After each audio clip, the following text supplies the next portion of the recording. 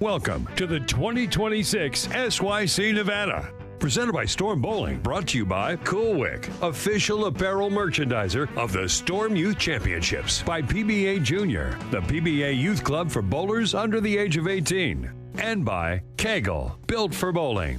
By Turbo 2-in-1 Grips, 3G Footwear, Master Accessories, Ballard's Bowling Academy, by Pinwheel.us, Customer Relationship Management, by TD Transportation, and by Quality Respite and Home Care. All scoring is provided by Bowlmetrics, official tournament management system of the Storm Youth Championships. This year, all SYC events and tournaments are aligned with charities, Ballard versus the Big C, and Make-A-Wish Utah. Now, live from South Point Hotel and Casino in Las Vegas, the 2026 SYC Nevada. Welcome to the 2026 SYC Nevada. Presented by Storm Bowling, brought to you by Cool Wick, official apparel merchandiser of the Storm Youth Championships, by PBA Junior, the PBA Youth Club for bowlers under the age of 18, and by KEGEL, built for bowling. By Turbo 2-in-1 Grips, 3G Footwear, Master Accessories, Ballard's Bowling Academy, by Pinwheel.us, Customer Relationship Management, by TD Transportation, and by Quality Respite and Home Care. All scoring is provided by Bowlmetrics, official tournament management system of the Storm Youth Championships. This year, all SYC events and tournaments are aligned with charities, Ballard versus the Big C, and Make-A-Wish Utah. Now, live from South Point Hotel and Casino in Las Vegas, the 2026 SYC Nevada. Welcome to the 2026 SYC Nevada.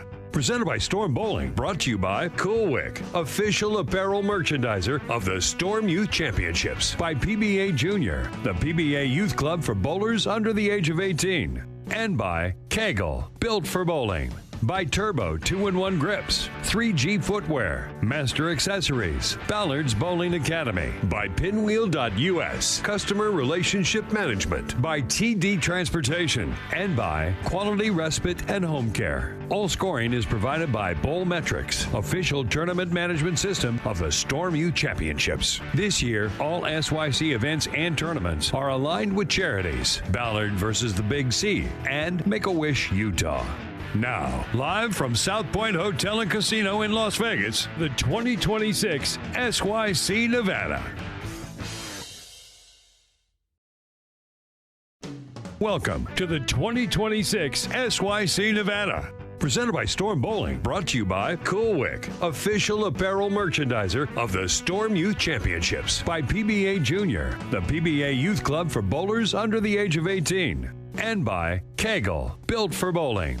By Turbo 2-in-1 Grips, 3G Footwear, Master Accessories, Ballard's Bowling Academy, by Pinwheel.us, Customer Relationship Management, by TD Transportation, and by Quality Respite and Home Care. All scoring is provided by Bowlmetrics, official tournament management system of the Storm Youth Championships. This year, all SYC events and tournaments are aligned with charities, Ballard versus the Big C, and Make-A-Wish Utah. Now, live from South Point Hotel and Casino in Las Vegas, the 2026 SYC Nevada. Welcome to the 2026 SYC Nevada. Presented by Storm Bowling, brought to you by Cool Wick, official apparel merchandiser of the Storm Youth Championships, by PBA Junior, the PBA Youth Club for bowlers under the age of 18, and by KEGEL, built for bowling. By Turbo 2-in-1 Grips, 3G Footwear, Master Accessories, Ballard's Bowling Academy, by Pinwheel.us, Customer Relationship Management, by TD Transportation, and by Quality Respite and Home Care. All scoring is provided by Bowlmetrics, official tournament management system of the Storm Youth Championships. This year, all SYC events and tournaments are aligned with charities, Ballard versus the Big C, and Make-A-Wish Utah. Now, live from South Point Hotel and Casino in Las Vegas, the 2026 SYC Nevada. Welcome to the 2026 SYC Nevada. Presented by Storm Bowling. Brought to you by Cool Wick, official apparel merchandiser of the Storm Youth Championships. By PBA Junior, the PBA Youth Club for bowlers under the age of 18. And by KEGEL, built for bowling. By Turbo 2-in-1 Grips, 3G Footwear, Master Accessories, Ballard's Bowling Academy. By Pinwheel.us, Customer Relationship Management. By TD Transportation. And by Quality Respite and Home Care. All scoring is provided by Bowl Metrics, official tournament management system of the Storm Youth Championships. This year, all SYC events and tournaments are aligned with charities. Ballard versus the Big C and Make-A-Wish Utah. Now, live from South Point Hotel and Casino in Las Vegas, the 2026 SYC Nevada. Welcome to the 2026 SYC Nevada. Presented by Storm Bowling. Brought to you by Cool Wick, official apparel merchandiser of the Storm Youth Championships. By PBA Junior, the PBA Youth Club for bowlers under the age of 18. And by KEGEL, built for bowling. By Turbo 2-in-1 Grips, 3G Footwear, Master Accessories, Ballard's Bowling Academy. By Pinwheel.us, Customer Relationship Management. By TD Transportation. And by Quality Respite and Home Care. All scoring is provided by Bowl Metrics, official tournament management system of the Storm Youth Championships. This year, all SYC events and tournaments are aligned with charities. Ballard versus the Big C and Make-A-Wish Utah. Now, live from South Point Hotel and Casino in Las Vegas, the 2026 SYC Nevada.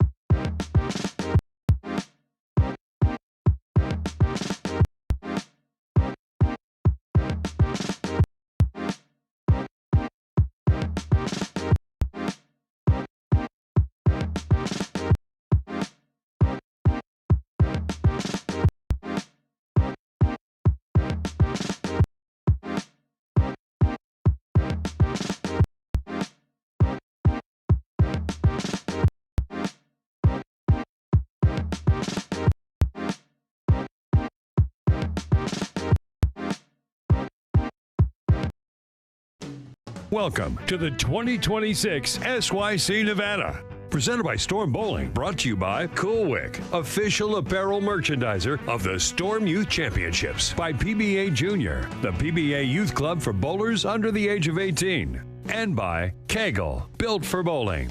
By Turbo 2-in-1 Grips, 3G Footwear, Master Accessories, Ballard's Bowling Academy. By Pinwheel.us, Customer Relationship Management. By TD Transportation. And by Quality Respite and Home Care. All scoring is provided by Bowl Metrics, official tournament management system of the Storm Youth Championships. This year, all SYC events and tournaments are aligned with charities. Ballard versus the Big C and Make-A-Wish Utah. Now, live from South Point Hotel and Casino in Las Vegas, the 2026 SYC Nevada.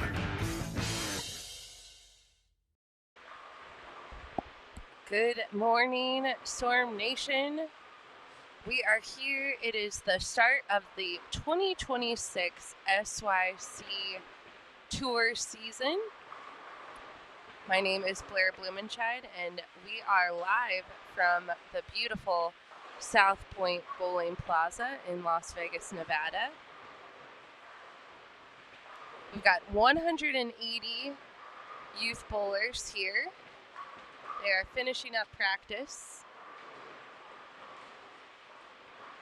But everyone in the chat was ready to watch some bowling, so I figured I'd turn off our sponsors video and turn on some bowling so you can see they're all practicing. Got a couple of angles for you today. We got this building. If you've never been to South Point Bowling Plaza, it is a two-sided bowling center. So there's 30 lanes on each side, and we have cameras that show a portion of each side. We'll try to show you as many bowlers as we can throughout the day. The bowlers will move 10 pairs. I'm sorry, 10 lanes, 5 pairs throughout the entire squad. So you'll get to see a lot of these youth bowlers from all around the country bowling today. SYC bowlers, your practice session. The voice of Leanne Holsenberg over the microphone. Practice is over.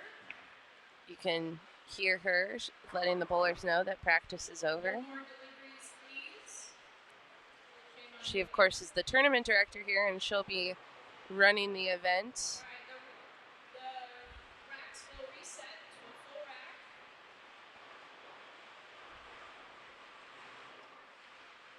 All right, as we start this first round this morning, let's give a big round of applause and hopefully high scores to everyone here this morning. Good luck, bowlers.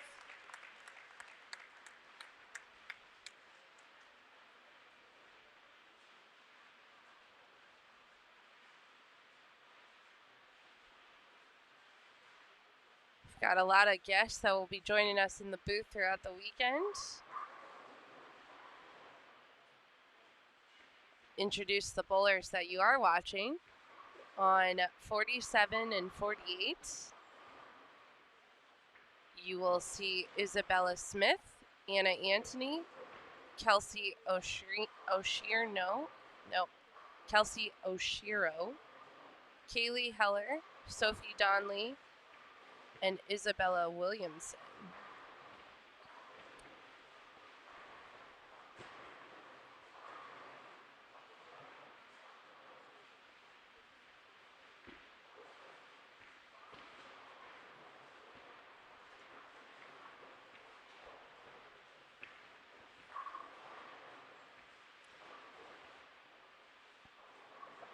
On 49 and 50, we've got Lilia Takia, Lindsey Grime, Nevaeh Hull, Josh Hickman, Gavin Broad, and Angelo Galafaro.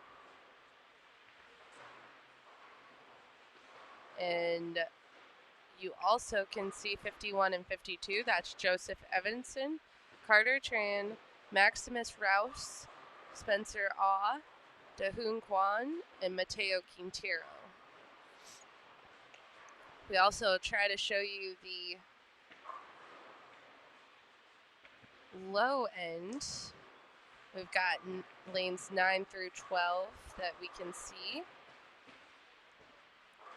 The bowlers on those pairs are Dale Hull, Matthew Morton, Weston Littlejohn, Jeremy Morris, Josh McCoy, and Mason Lester. And on 11 and 12, we've got Hayden Subi, Jordan Zitek, Micah Bean, John Pitts, Gabriel Solomon, and Carter Gross.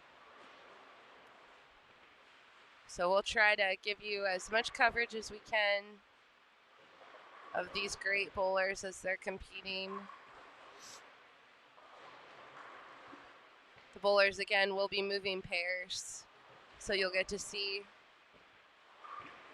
them as they move throughout the bowling center.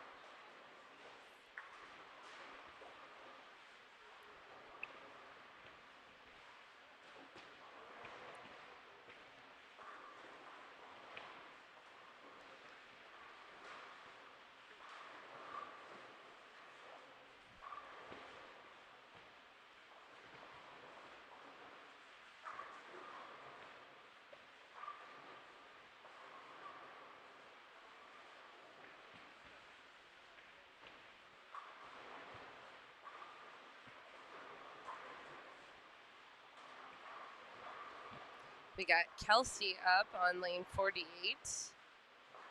She's from Pearl City, Hawaii. Throws it great. Favorite practice bowling center is Fort Shafter. She's 16 years old. She placed second in the ILH high school competition. Her favorite thing or something cool about herself that she wants people to know is that she makes leis, which is appropriate since she's from Hawaii. And she wants to say hello to Grandma and Grandpa.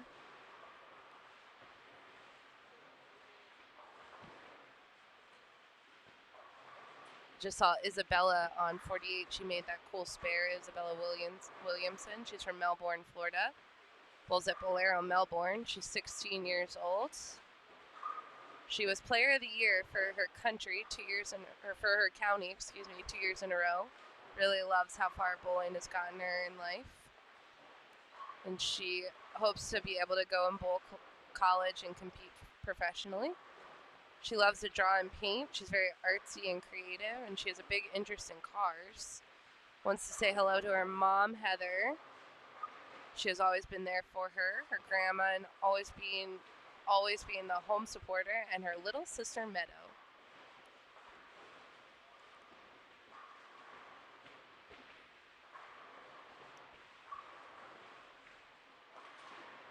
Back on 47, we've got Kaylee Heller. She's from Hillsboro, Oregon, bowls at Kingspins, Beaverton. She's 16 years old. She's proud of winning state in 2025 with her team and being the #1 in state for girls singles. Something she loves about bowling is all the friends she's made. She loves to travel, and she'll be visiting 3 new states in 2026. I think a lot of these kids have the goal to visit all 50 states, and a lot of them check a lot off through bowling as they're growing up and traveling all these different tournaments. She wants to say hello to her coaches, her grandparents, and her brother and sister.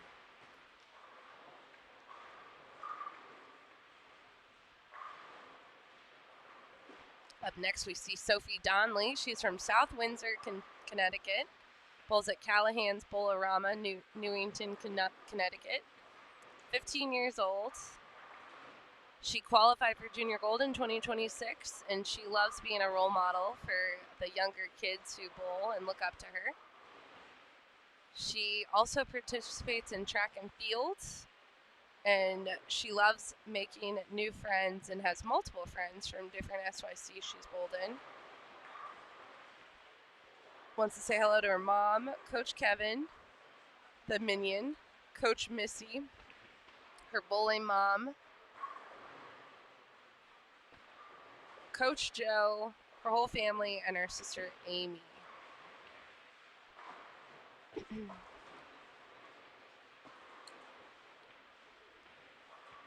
course, you also see Anna Antony on that pair.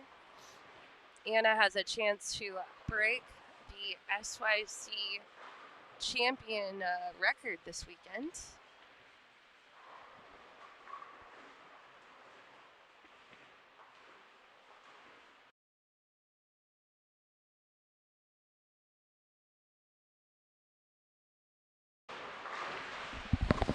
All right, I am joined in the booth by none other than Coach Mike Jasno. Hi, Blair. Hi, Coach. How are you doing? I'm doing well. How are you? Good.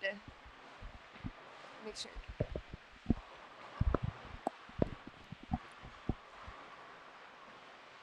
Coach Jazz, you gave a great seminar yesterday. Thank you. I listened to nearly all of it, and then I went and helped with check-in. But Yep. lots of good tips for the kids this morning. Yeah. So this is the short, correct? This is the short pattern. That was the Okay. one thing I was introducing the kids. I hadn't quite gotten to that. So why don't you Okay. break down what we're watching? So the short pattern is today 38 feet, almost 28 mils of oil. The ratio is pretty flat. It's right about 3-to-1. Very flat. And just from watching the first, the practice shots on the first few frames, it plays a little bit tighter than some other shorts we've seen. I would agree with that. But you will see them all playing more on the outside.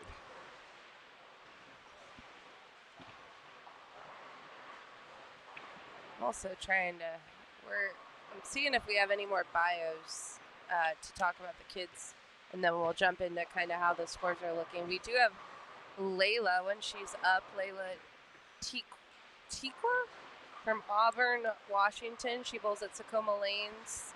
She'll be on 49 and 50 here shortly. She's 15 years old. She was the U.S. High School National Girls Singles Champion. Wow. And she came in 7th at the 2025 Junior Golden U15. That's awesome. She was a competitive gymnast for 8 years, and then she switched to bowling. And wants to say hello to Breda and Ariana. Yeah, and she started out this first team with three in a row. Nice. There's Nevaeh Hall. Let's see if Nevaeh filled out her bio. She did, and her fun fact is that, do you know why or what the name Nevaeh signifies? I believe so. You do? Yeah. Heaven spelled backwards. Correct. Yeah. Yeah, she's from Meridian, Idaho. Bowls at Westies, 18 years old. She committed to La Tech for fall of 2026. That's Louisiana Tech for those that aren't into the abbreviations of all the colleges. They've all got their little abbreviations now. She loves racing cars and going fast. Wants to say hello to her kitties. So.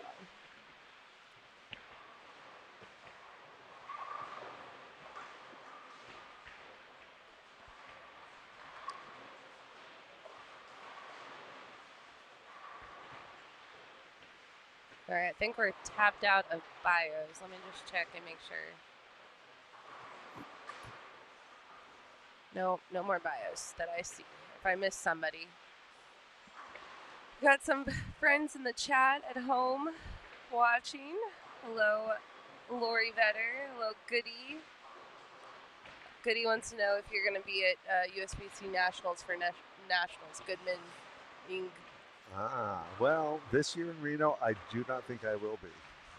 I may be there for a brief time at the end of April or early May, but I will not be set up for a long duration. We got Zach here watching Lindsay.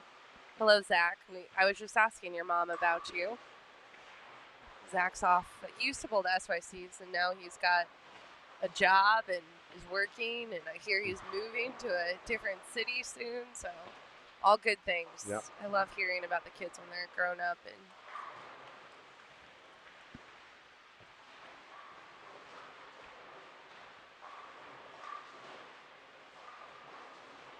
see Mr. Duhung Kwan on 51 here in the bright yellow shirt. He's always a tough bowler. Very tough, yeah.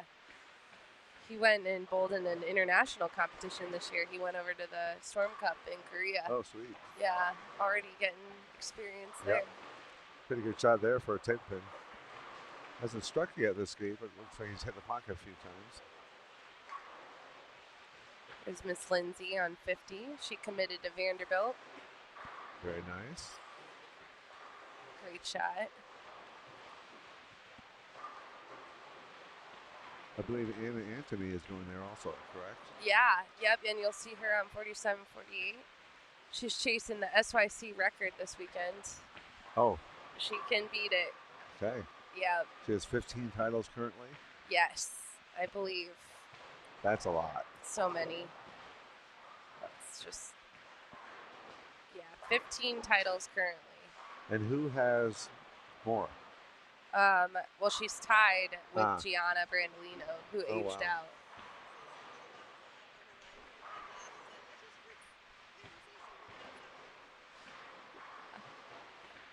Yeah, so she could break the record. That's awesome. It's super cool. But a lot of these kids, I mean, we have, so currently the high boy record is Trevor Mason with 13.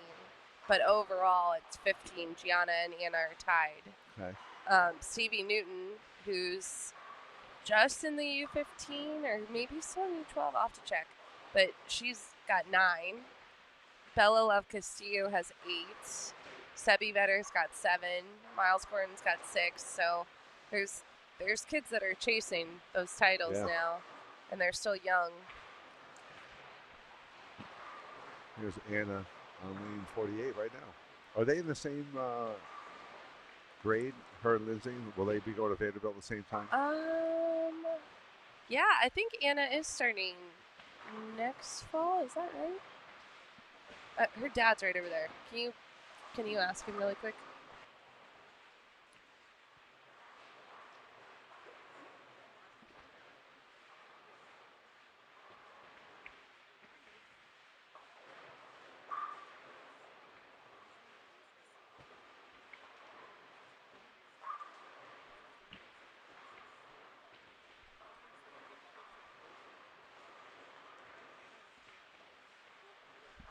Anna's next year.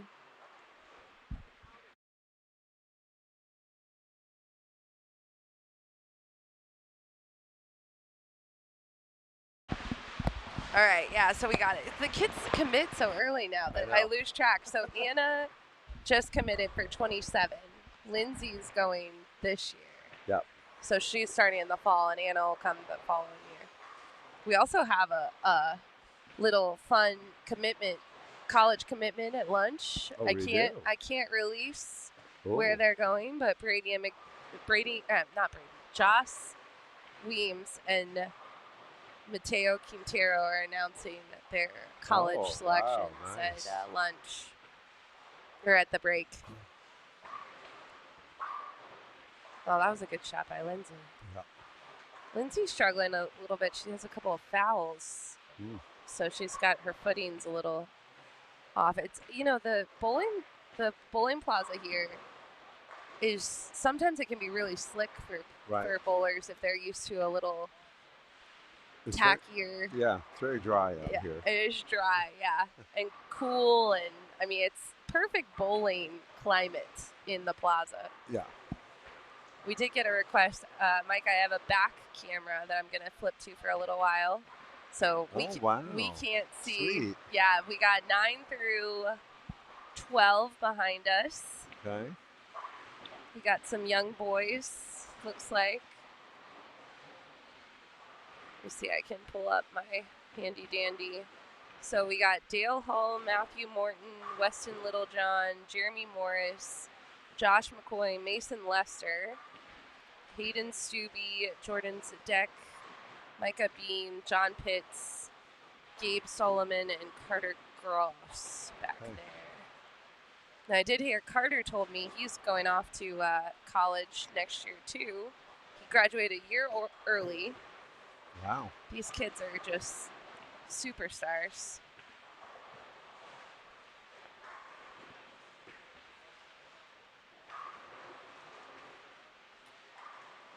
So what are you seeing so far, Coach Jazz? Well, I'm seeing some strikes, but I think they're still getting the feel for the shot and the approaches, if that makes sense. Yeah. And I think the first game of a tournament, there's always some jitters, which is not a bad thing. I remember talking to Liz Johnson, who's won everything, right? Literally, yeah. Is literally the GOAT. And she said she still has those butterflies when she starts. Really? Yep. And that's a good thing. Yeah. Just means it means something, and I think it's good to, if you just change the terminology, instead of thinking I'm nervous, you change it to I'm excited. Absolutely. Yeah. There's this first strike there for Rahul. Do our little both camera. Man, it's more upscale than last time I was in the booth. Tell you what, we're up in our game. 2026 is our year.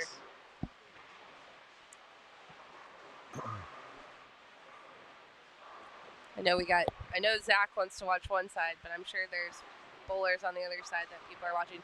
Now the bowlers are going to move around, so you might see, and we do have some wide camera angles today, so hopefully you'll be able to see your bowler as they cross through. I heard there was, the South Point Bowling Plaza, for those that can't be here, you were talking about how it can be overwhelming. There are a lot of kids that have never been to this building before, and this one is just, like, it is a stadium when you walk in. The lights are bright, the screens are big. The ceiling is super high, so it makes the dimensions of the lanes look weird. Yeah.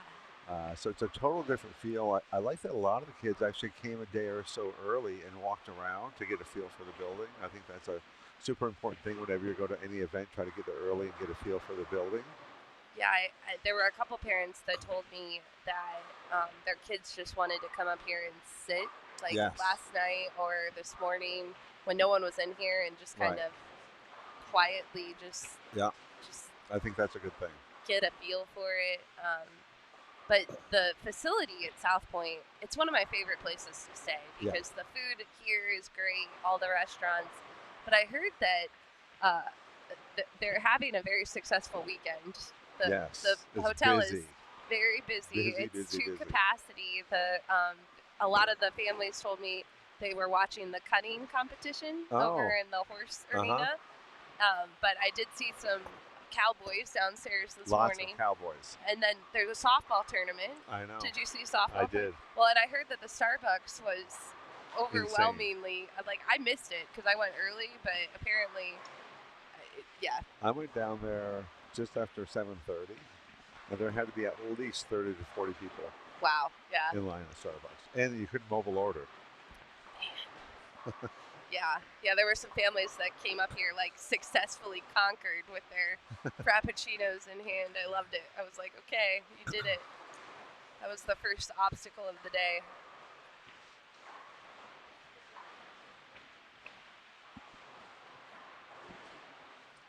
So Joseph, right in front of us here, on lane 51, is having a nice game. Spare 5-bagger. It's that pink shirt to the right of your screen. Yeah, that was great. Great start. That's one of the best starts I see on this whole side over here. Yeah. Very nice. Very confident. This has got a bio for Joseph. Let's see.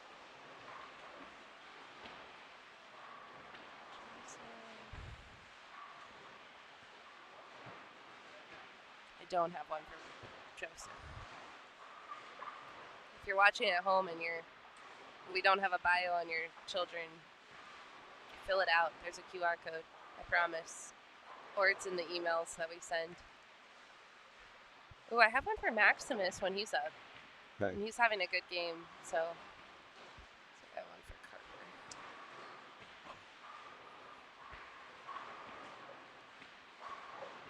Carter. And if Cahoon here on 52 can get his first double. Well, of course he does. That was a great shot. He's in the 78U. Lindsay's throwing my favorite ball right now. That is a great ball. Ion Pro Solid. Yeah. That is like #1 in my bag.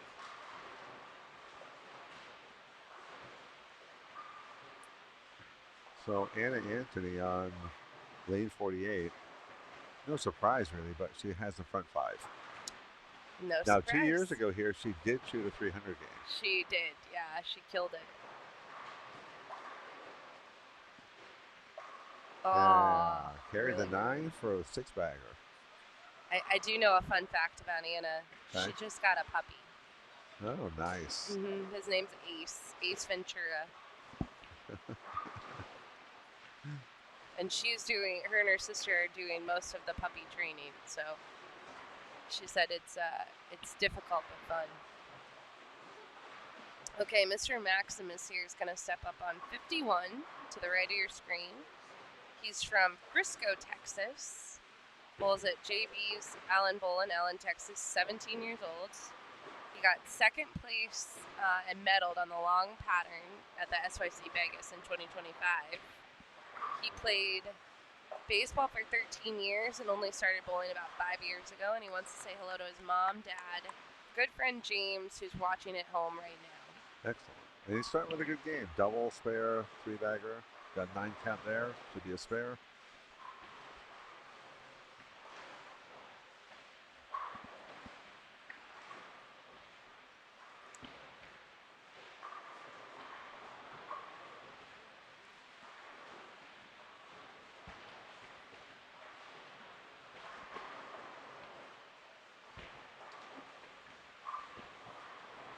Oh, we got some info. We got Joseph's brothers watching, and Stephanie Evanson also said that she'll have to have him do a bio next time. He's a sophomore from Rushford, Minnesota. He loves to bowl, hunt, and fish. Nice. So we get a little info on Joseph before he steps up. Do you have some? And he did strike on that last time too, so it's 290 in the wood still. That's amazing. Spencer here, this is his first SYC. He's from Spokane. Bowls at Valley Bowl. Nice. 18 years old. He's bowled a 299 game and shot an 800 series. Awesome. He has already traveled a few places around the world and wants to say hello to Steve Hahn, Alan Cook, his coaches, and to dad, grandparents, friends, and family watching at home. Spokane has a great bowling community. You know, I go there every fall in November for several days of lessons. And I believe I worked with him last time I was there, if I remember correctly. See if we can pick this split up. That'd be fun to do on live stream. Oh, almost. All right, since we've got some big striking, I'm going to go back to our big screen on 47 through 52. So we'll show the low end again. Yeah. I know we got some people rooting on Carter. Carter will make his way back around, too. He'll be on the TV pair either at the end of this block or... Because I think they move 5 pairs. I'm not sure. I'm pretty sure it's move 5. So... They cover the whole building in each block. Yeah. So big jumps after the block. Oh, solid 9 there. That was rough. Yeah, that was rough. It was a good shot by Dahoon. Hey, Lindsay is getting it back here after a couple of fouls. She has it on a double. She can really use this one to get this game back where she wants it.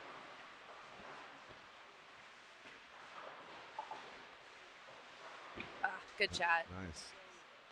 And Angelo grabbed me. I was walking through and just checking on everyone at the end of practice, and he said, "Hey, who do I tell that I need to withdraw from the SYC Florida?" And I go, which is our next event.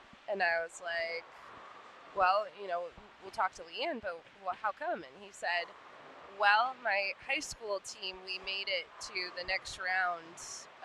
They're going to see their states or districts." And he was like, "It's a great problem. That was the only reason I was gonna miss it." And I'm like, "Well, that is a great problem." So, congrats to Angelo and his high school team. So much bowling, I love it.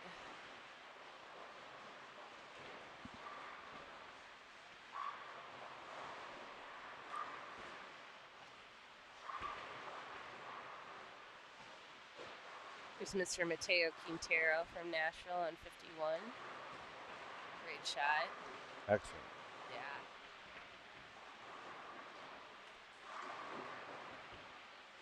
So I'm kind of excited to see where he's chosen to go to college. It's pretty awesome. Maybe John's. Yeah.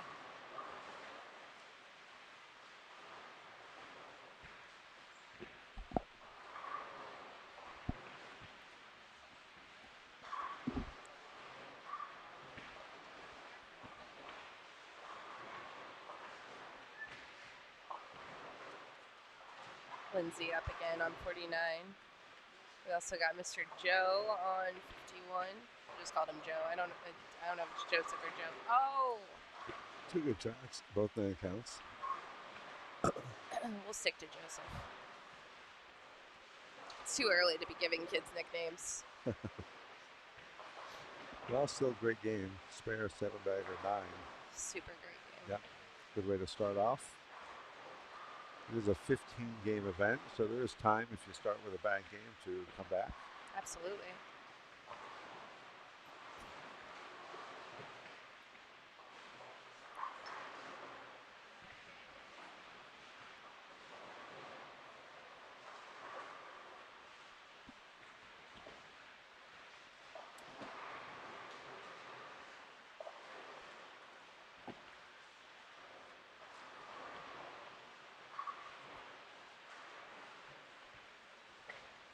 So she's not up yet, but Anna will be on lane 48, going for the front 8.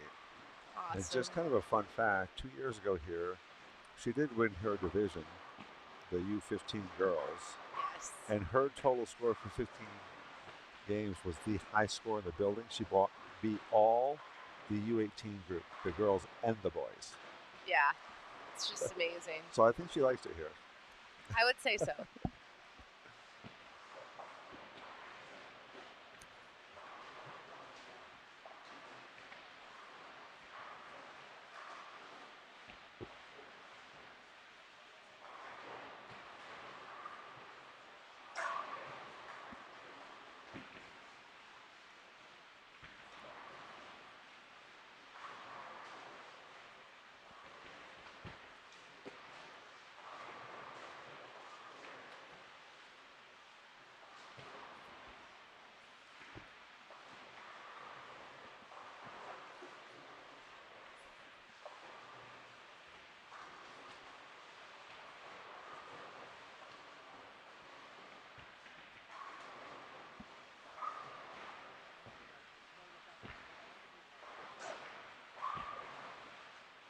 I like Carter's game too, man. That arm swing is just nice and straight. All right, lane 48, Anna going for the front 8. She's in the teal jersey. You can see her.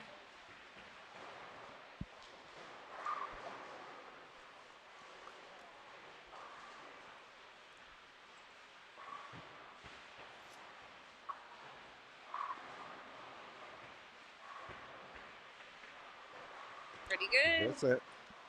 Pretty good. Very nice. Throwing the 78U. I do think that's the only bowler that has a chance for 300 this first game in the building. I'm not sure. I don't see all the, Yeah, the other side. We don't see the whole other side. Oh, I could turn around. Hold on.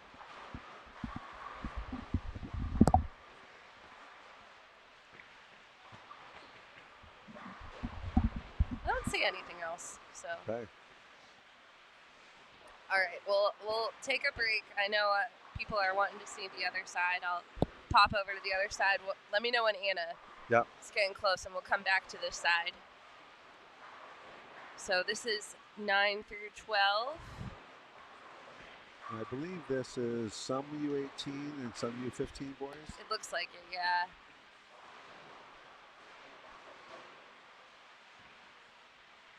And it looks like they're wrapping up their 10th frame.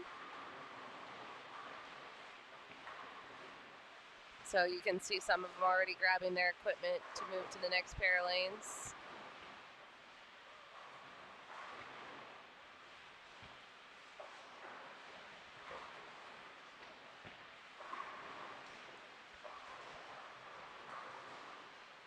Yeah, they're mostly finished up. So we're going to go back to the other side right in front of us.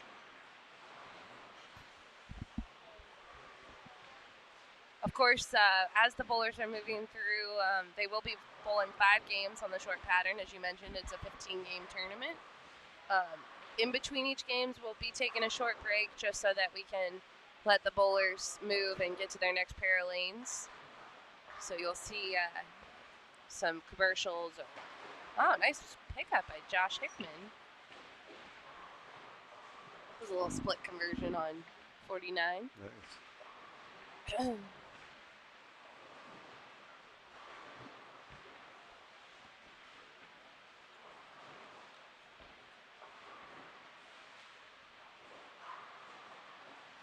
Okay, Anna Antony is stepping up on lane 47.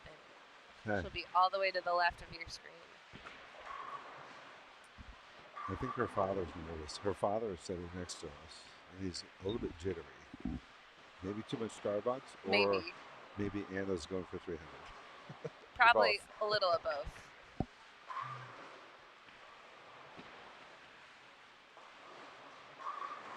Anna's just a really solid player. Yeah. I mean,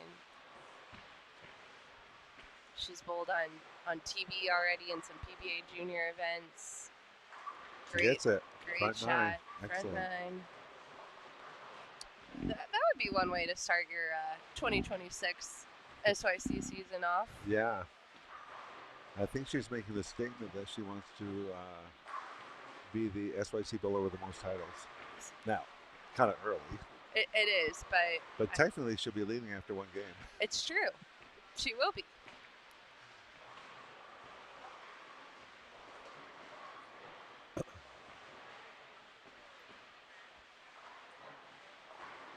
Joseph on lead 52, double in the 10th. He's going to shoot 260 this game. No, 250, sorry. Still a great game. Absolutely. Joss Weems also is having a solid game down there. Yes, he is. Now, these scoring units get me. Yeah. Because I never know if they're... I think he can punch out for 250. Okay. Even.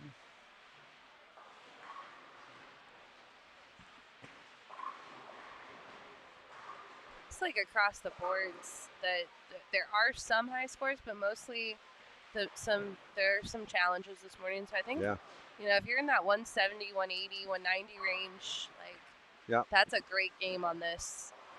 We're going to have those outliers that are going to bowl the 220, 230, 240, 250.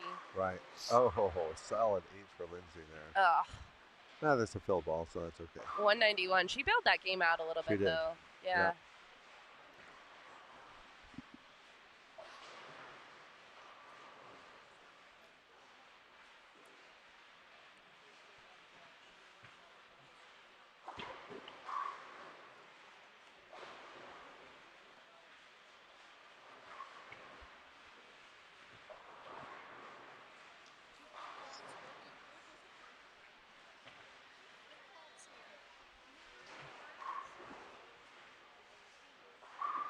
Yeah, Lindsay's family was sitting right in front of us, and she said that Lindsay she does foul here, but never anywhere else. Interesting. It just happens here.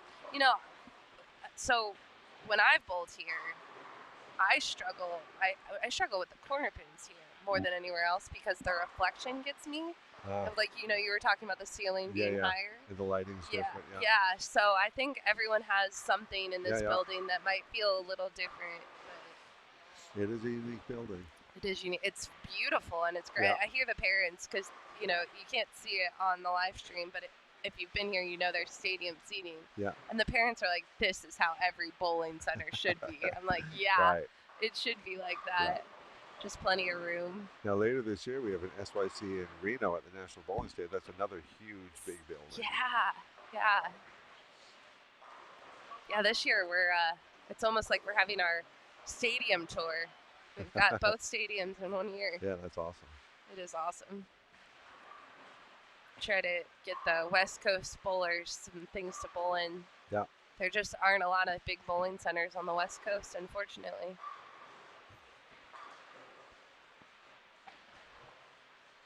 Yeah, so we got Layla 208, Lindsay 191, Nevaeh 170, Josh Hickman 178, Gavin 203, and Angelo here finishes up with a 229. Yeah. Josh Weems had 248. Nice. Joseph, we already mentioned 257. Brady McDonough, 236. Highlighting some of the higher scores here. Yep. Dahoon got 200 on the nose. Struck out for it, too.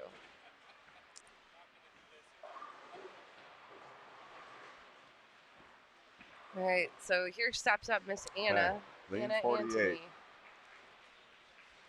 On the front 9, going for the front 10. And from all the strikes I've seen, they've been pretty solid. I don't think there's been any lucky hits yet. I haven't seen anything.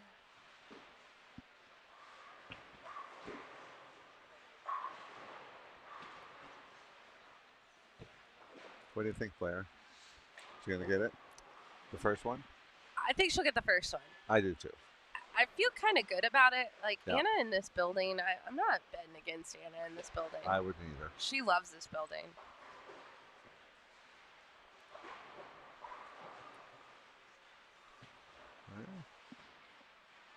Oh, no. A little high. 3-6-10. That's all right. It's a good,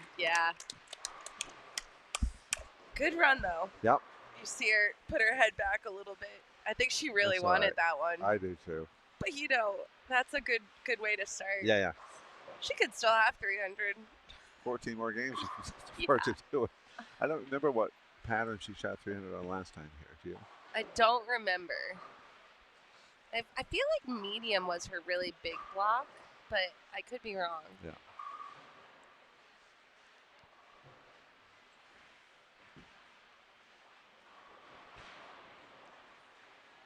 Well, we'll see her finish this game up anyway. Yeah. Hopefully she gets the spare. On that same pair, you see Isabella Williamson. She's to the left. She had a great game too. She can spare for 245. I did see another U18 girl bowler, Candace Van Tyne, had, I believe, 211 the first game out, open for Anna. But you know what? 265. I would take that my first game. 100%. And I bet Anna would too. If we asked Anna Absolutely. this morning, hey, do you want to start with 265? She'd be like, yes, please. Yeah. All right, we're going to watch Kelsey finish up here. Kelsey from Hawaii. Nice. Yeah. We have quite a good group of bowlers from Hawaii. They always like coming to Las Vegas, so shout out to them.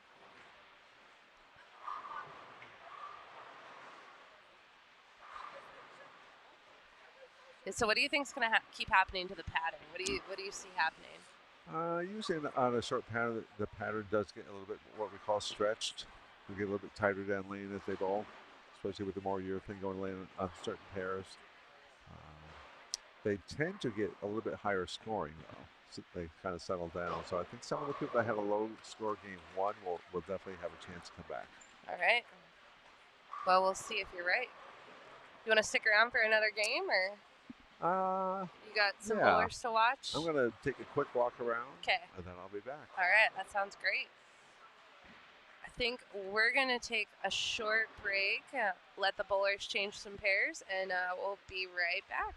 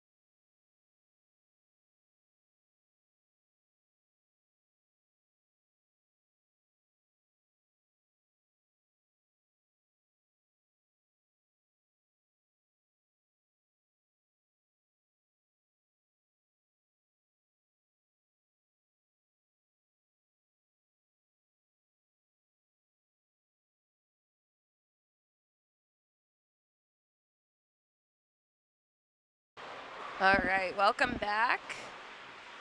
We are watching some younger girls in front of us. Let me pull up. I'm going to start with 47 through 52, introducing those youth bowlers.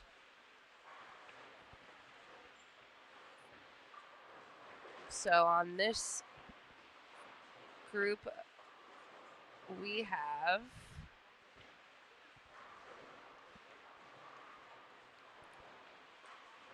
on 47 and 48, we've got Alaya Zavala, Abigail Kurspert, Alexandra McCowan, London Wesselman, Kaylee Miller, Aspen Ricafrente.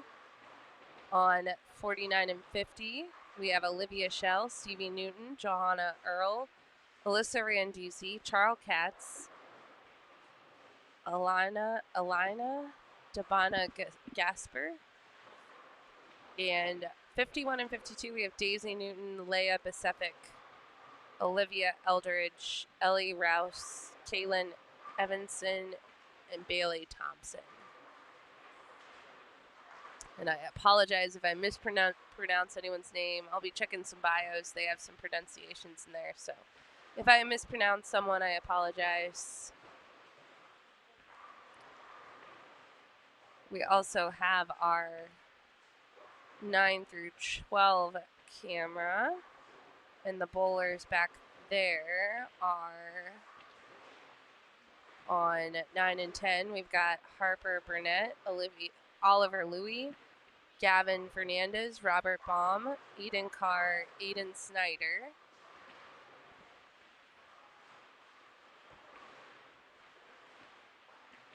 And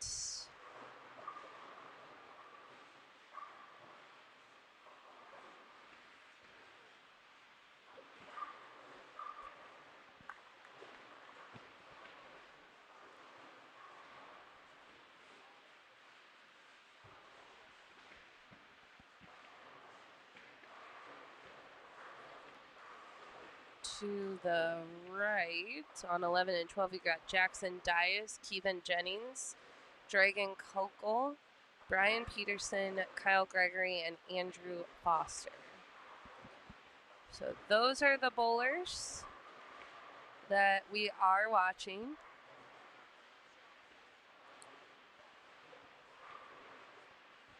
Try to pull up some bios.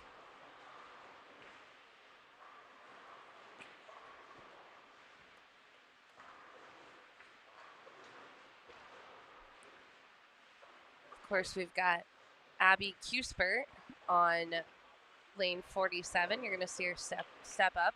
She actually was the champion of our first ever SYC Strike Tank competition. She came up with a new product that she submitted, and we watched the video last night after practice, and all of the SYC athletes voted on her new invention. It's kind of like Shark Tank for the kids. They got to create their either new bowling ball, new bowling tournament, or a marketing or social media idea. Abby's from Hayden, Idaho, bowls at Caldwell Bowl. She's 13 years old. She qualified for the Idaho State High School competition when she was in 8th grade. She's qualified for Junior Gold twice, and she had the highest U12 girls average in the state of Idaho last season. She is a pretty good wrestler, a straight A student. She enjoys math. She's part of the athletic leadership group at her school, and she is in the 8th grade mentor program. Wants to say hello to her Aunt Sarah and Danielle McEwen.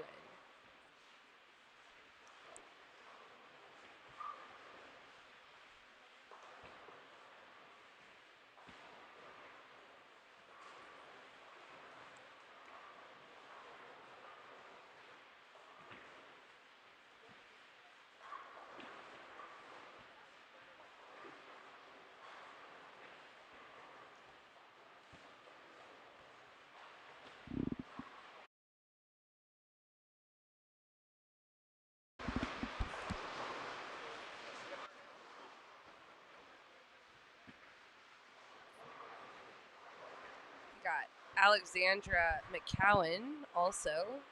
She's up on lane 47. She's from Anaheim, California. Bowls at Lynbrook. She's 15 years old.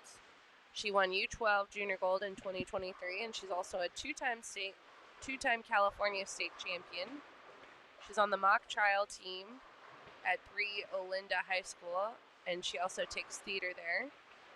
And she wants to say hello to Danielle Thompson, John, Violet, and her grandma.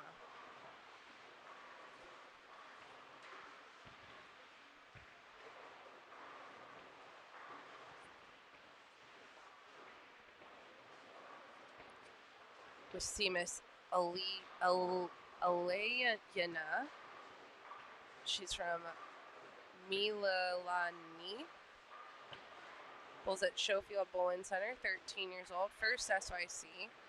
She was the runner-up at the 2024 Junior Gold Championship in the U12 Girls Division. She just bowled on lane 48. She enjoys working with Legos and building cool things. She wants to say hello to her mom, Papa Darren, Grandma, especially Uncle Adrian, Uncle Ron John, and Uncle Andrew.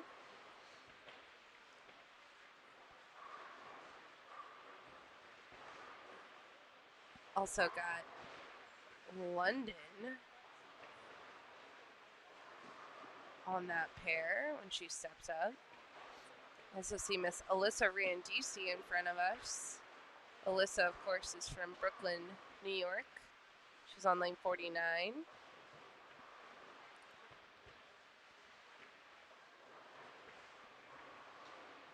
She's in the blue shirt. Ball went a little high on her.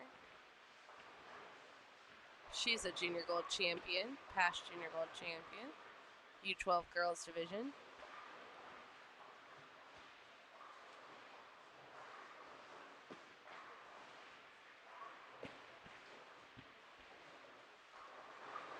That was Miss Olivia Shell on lane 50. She's from Pottstown, Pennsylvania. Bowls at Mega Lanes in Malaysia. Oh, her favorite practice center is Mega Lanes in Malaysia. She's 14 years old. She bowled her first 200 game and won her first PA JBT.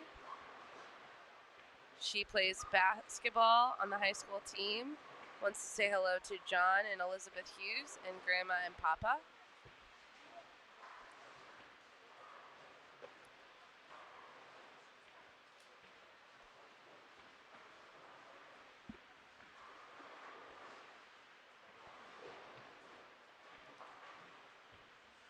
London is wearing a cool watermelon jersey today. She's from Grantsville, Utah. Bowls at Valley and Bonwood. She's 14 years old.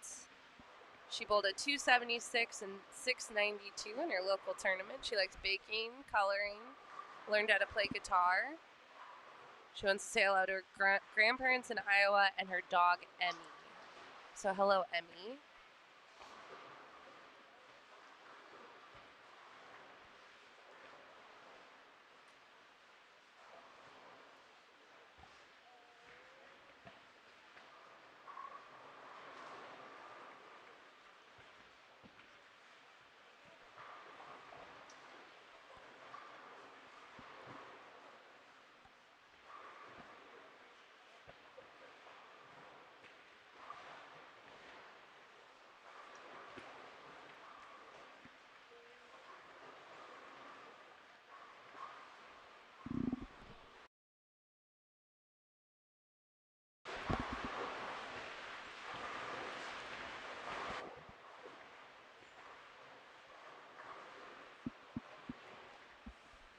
Of course, this is game 2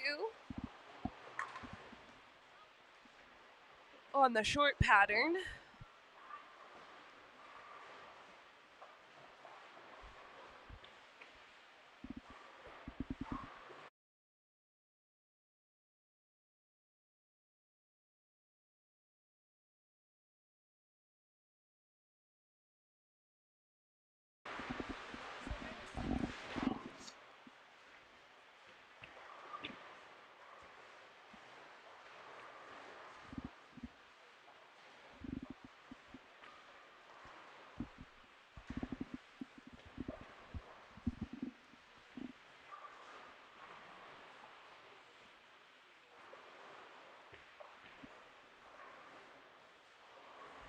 So we do have the Newton sisters bowling in front of us. Daisy up on 50. I'm sorry, Stevie is up on 49. Daisy's up on 51. There she is right there.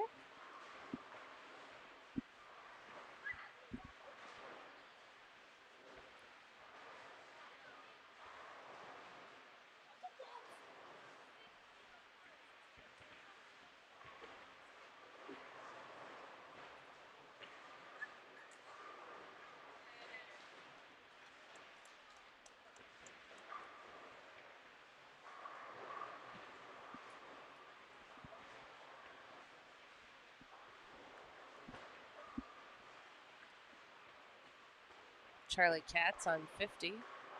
Great shot.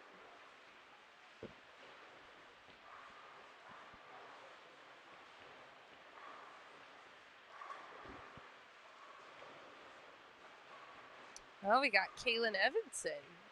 Thanks, Stephanie. 13-year-old sister. I love it. Thanks for keeping us in the know. Good shot by Johanna Earl. Let's see if we have a bio. How many bios we have left? I'm trying to read all of them if people submitted them. If we miss you, I apologize.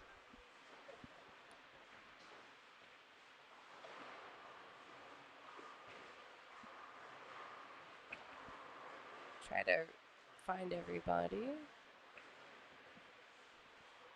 Looks like we do have one for Olivia Eldridge. She's stepping up on lane 51 in that cool Las Vegas jersey. She's from Hillmar, California, bowls at Yosemite Lanes, 14 years old, first SYC.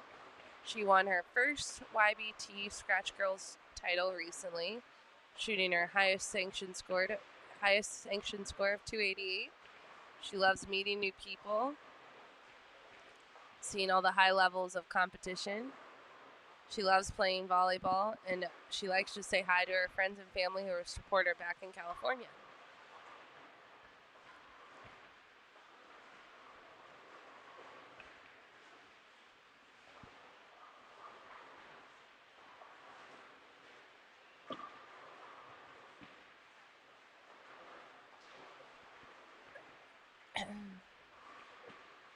Spend a little time watching 4752. I'll also switch to the back cam too, but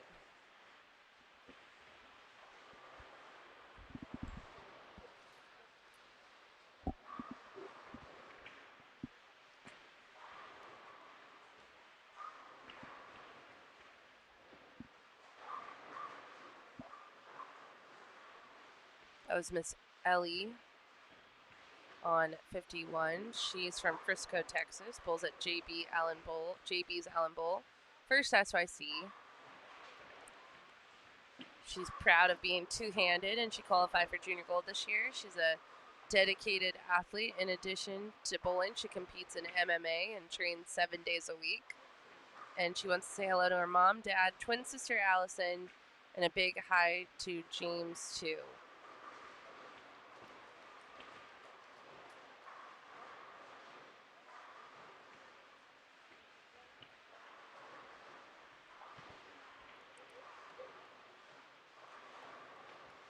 Oh, it's a little rough break for Stevie. It was a little light, but she got lucky getting no split.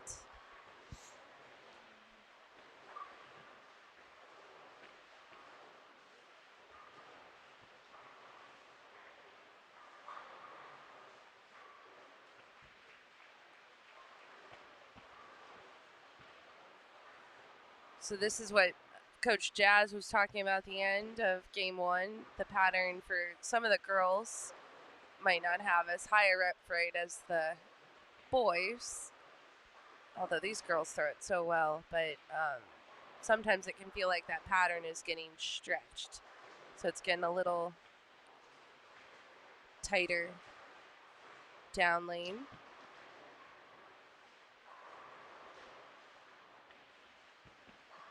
We'll watch and see if Charlie can convert this split. Ah, she does. A little washout make pick up there. All right, we'll flip to the back cam.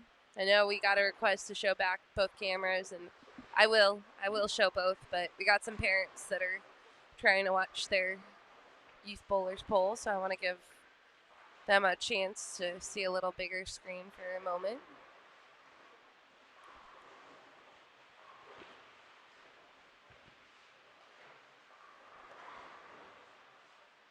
Great shot by Harper.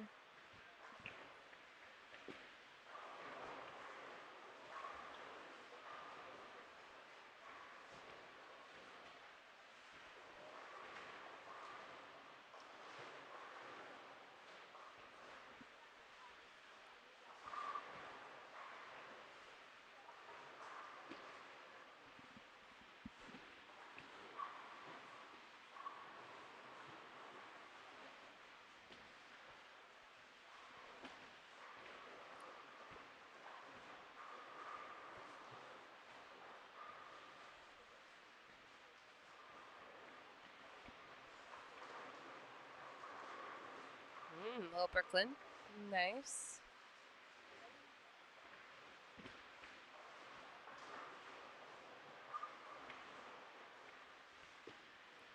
Yeah, so you can see the boys. Some have already taken a step left. That was a great shot there on lane 9. Some are still trying to play to the right, but definitely they'll be chasing it left with their feet pretty soon. Trying to find that hold.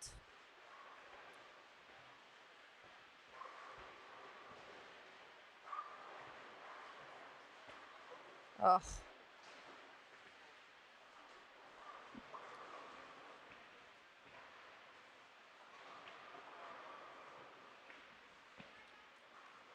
That was a great shot by Aiden.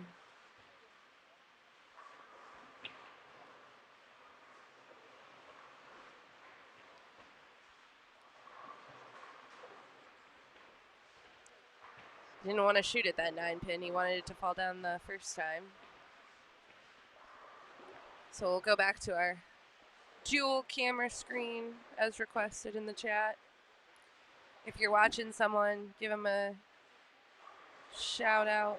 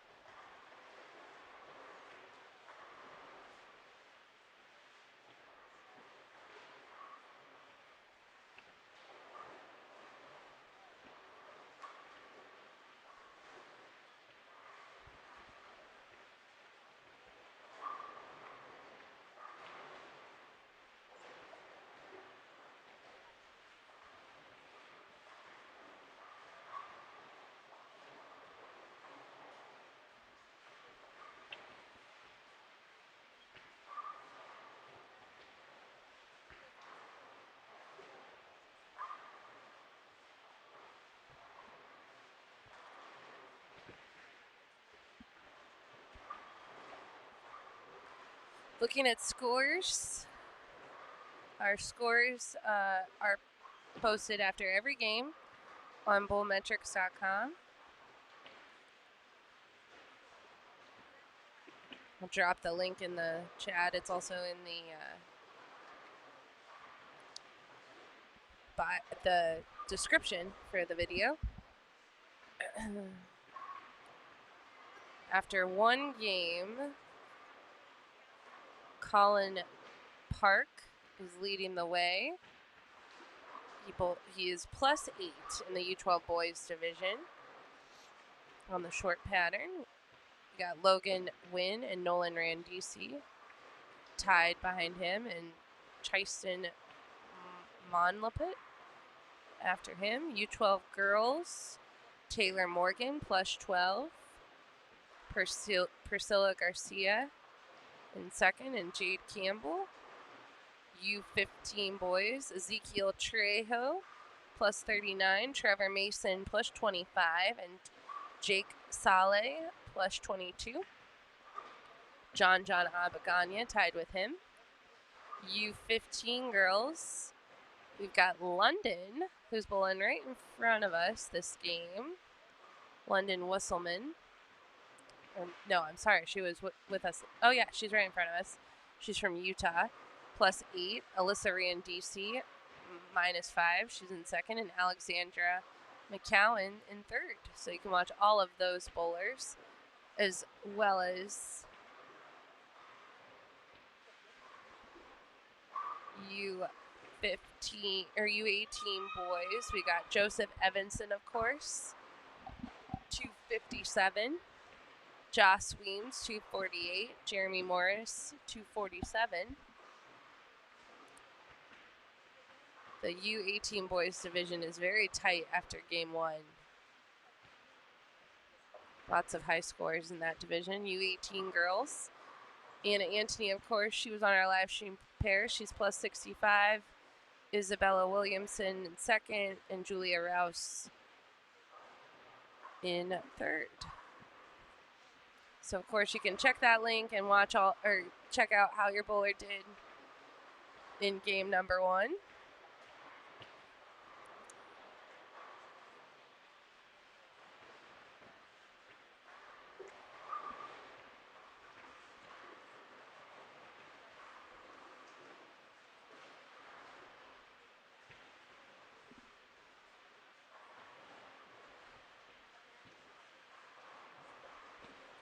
See Kyle Gregory on the lanes 9 through 12 camera. He's on the 11 and 12 pair, I believe. He bowled the TAT last week in this building.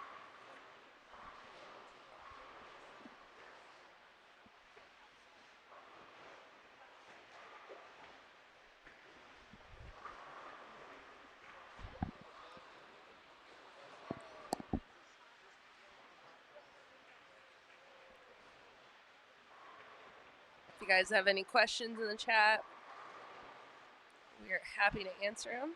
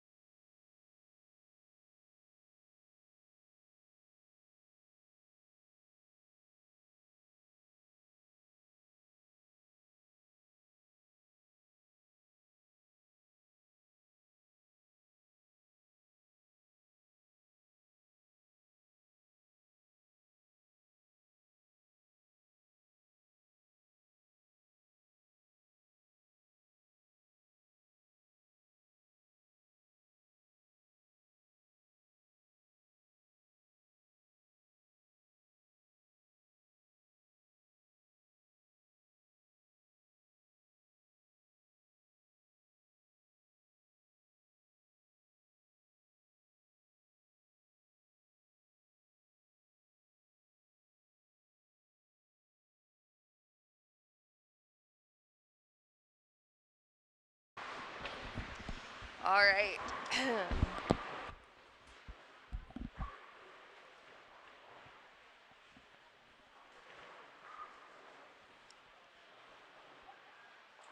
Miss London here. Again, she was the leader in the division after game number 1.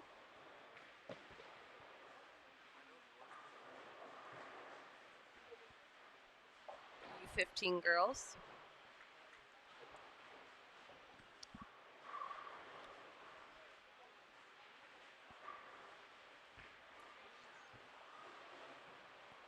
Alyssa Randisi is on the spare train early this morning. Her spares are going strong. Goody, I see your question. I did go home for a couple of days. Thank you for asking. But South Point Bowling Plaza and the South Point Hotel and Casino feel like my home away from home. I love it here, so. Victor, we are bowling 5 games this morning. Then they'll take a lunch break, usually around 11:30, 12 o'clock, somewhere in there. And then we come back and bowl another 5 games at 2:30 this afternoon. So they'll be bowling until about dinner time, around 6 o'clock. And then tomorrow we'll come back for our final 5 games at 10 a.m. It is open to the public. As we mentioned earlier, South Point is having a great weekend. They've got some cutting competitions. The main event in the horse arena, which is super cool, and some of those competitors have come over to check out bowling, and then our bowlers have gone over to check out that event. So it's always fun to be at the South Point. We love it here. We love the team, Angie and Mark and everyone that helps us here at the plaza. Families love coming here too. Got a shout out for Colin from Alaska. It's always fun to meet the bowlers from Alaska. We had a great group that came a few years ago.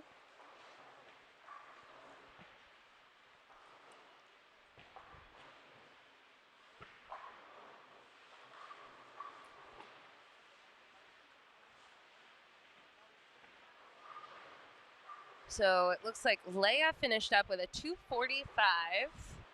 It's going to be the high in front of us. That'll boost her position in the U15 girls quite a bit.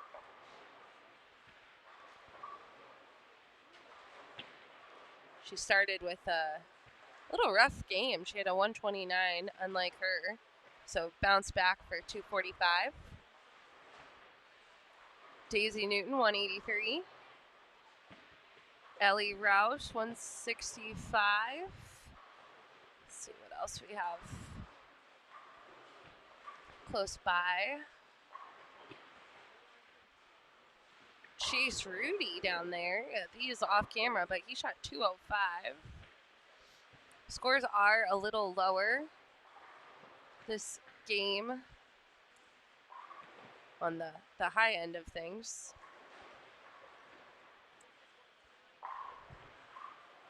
Of course, it is Valentine's Day, so happy Valentine's Day to everyone watching at home.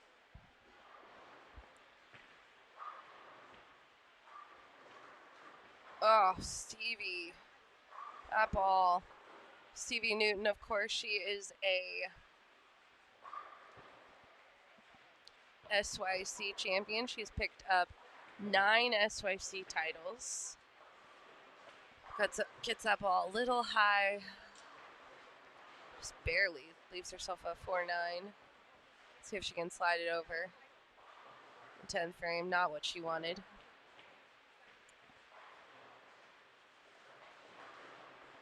Gets count.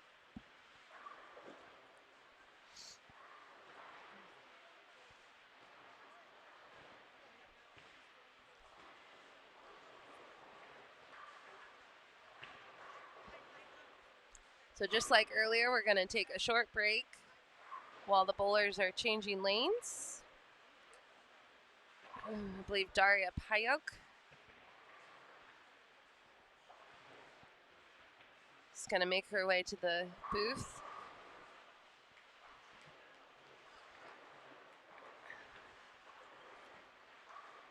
Good morning, Samantha. We miss you guys out here for sure. I remember when Bree picked up her title here in Vegas. Now she's almost off to college. It's so crazy. These kids grow up so fast.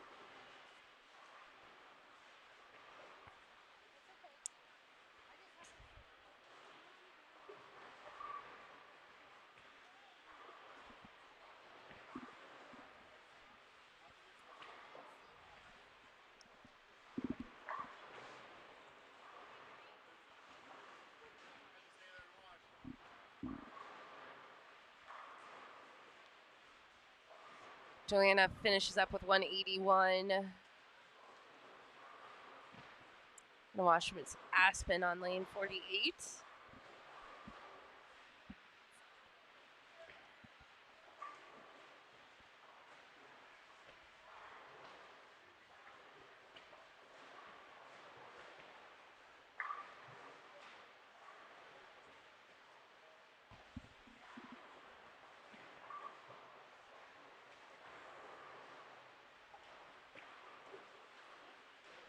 Looks like we're going to get to see some U12 boys next. You can see them jumping into bowl. They waste no time. The boys are always ready to bowl.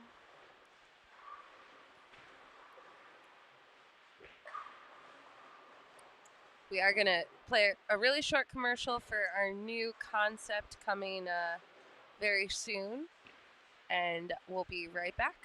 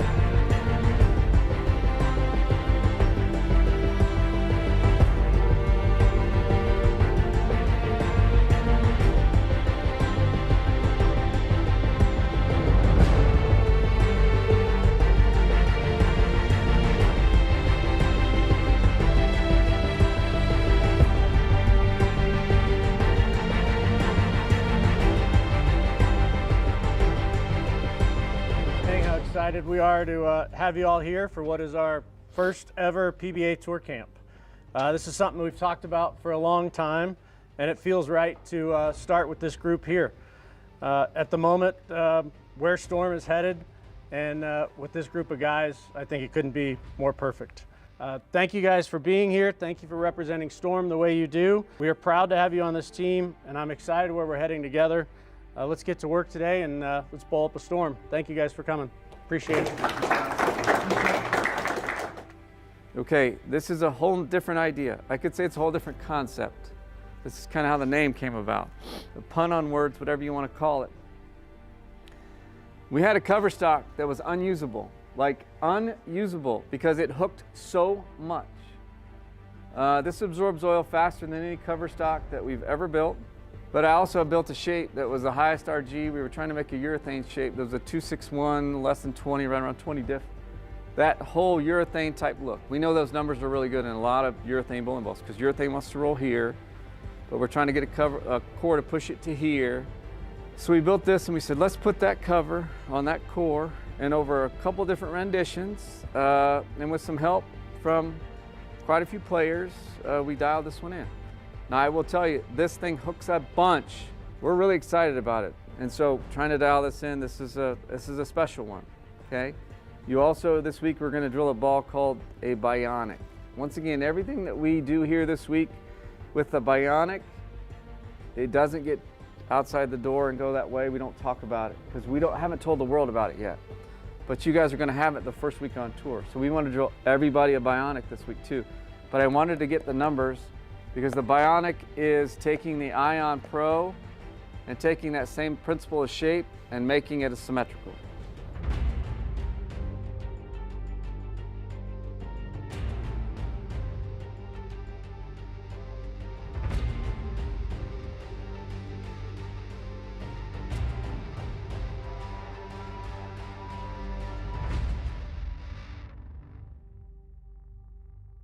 Kyle, come here for a second. I want to show you something. Stu, D-Tang, Frankie, RB, KP. Got something brand new here. Storm Concept, something we've never done before. We want to get your honest thoughts. Is this the logo? That is the logo. Okay. It was designed with extreme intent in mind. We know that some of the feedback when we throw some urethane type balls, reactive type balls, they roll the label and they don't roll as true for you. So we went minimal. Brand new concept and idea, as you can see. Let's see what you did there. First shots here. Left lane here, we're gonna be bowling on 34-foot Wolf first, 43-foot Anthony on the right lane. Just wanna get your raw thoughts. I'm not gonna give you much more about it. See what it's got. And we wanna see your thoughts. All right. Let's throw some shots. Okay.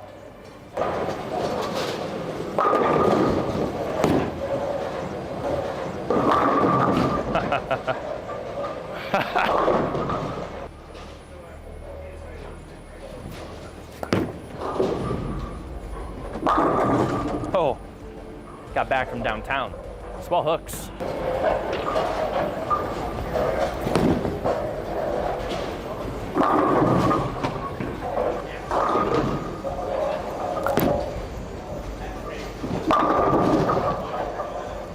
Okay.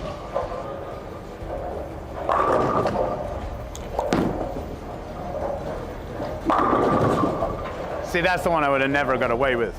Right. I got it more in the oil and it's still going through the pins.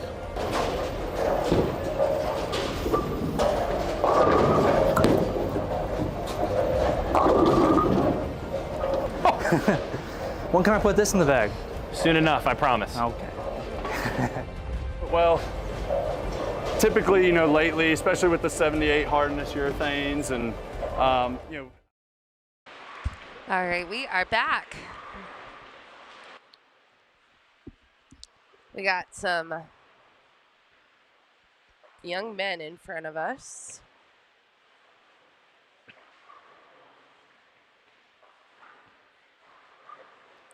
So on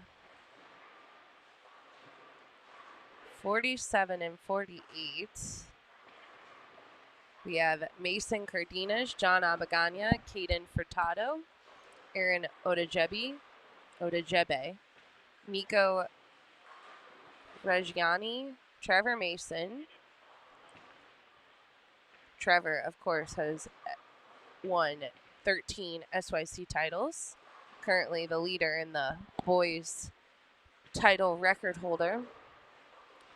On 49 and 50, we have Brady Lee, Gavin Miller, Lincoln Alvey, Thomas Lee, Dylan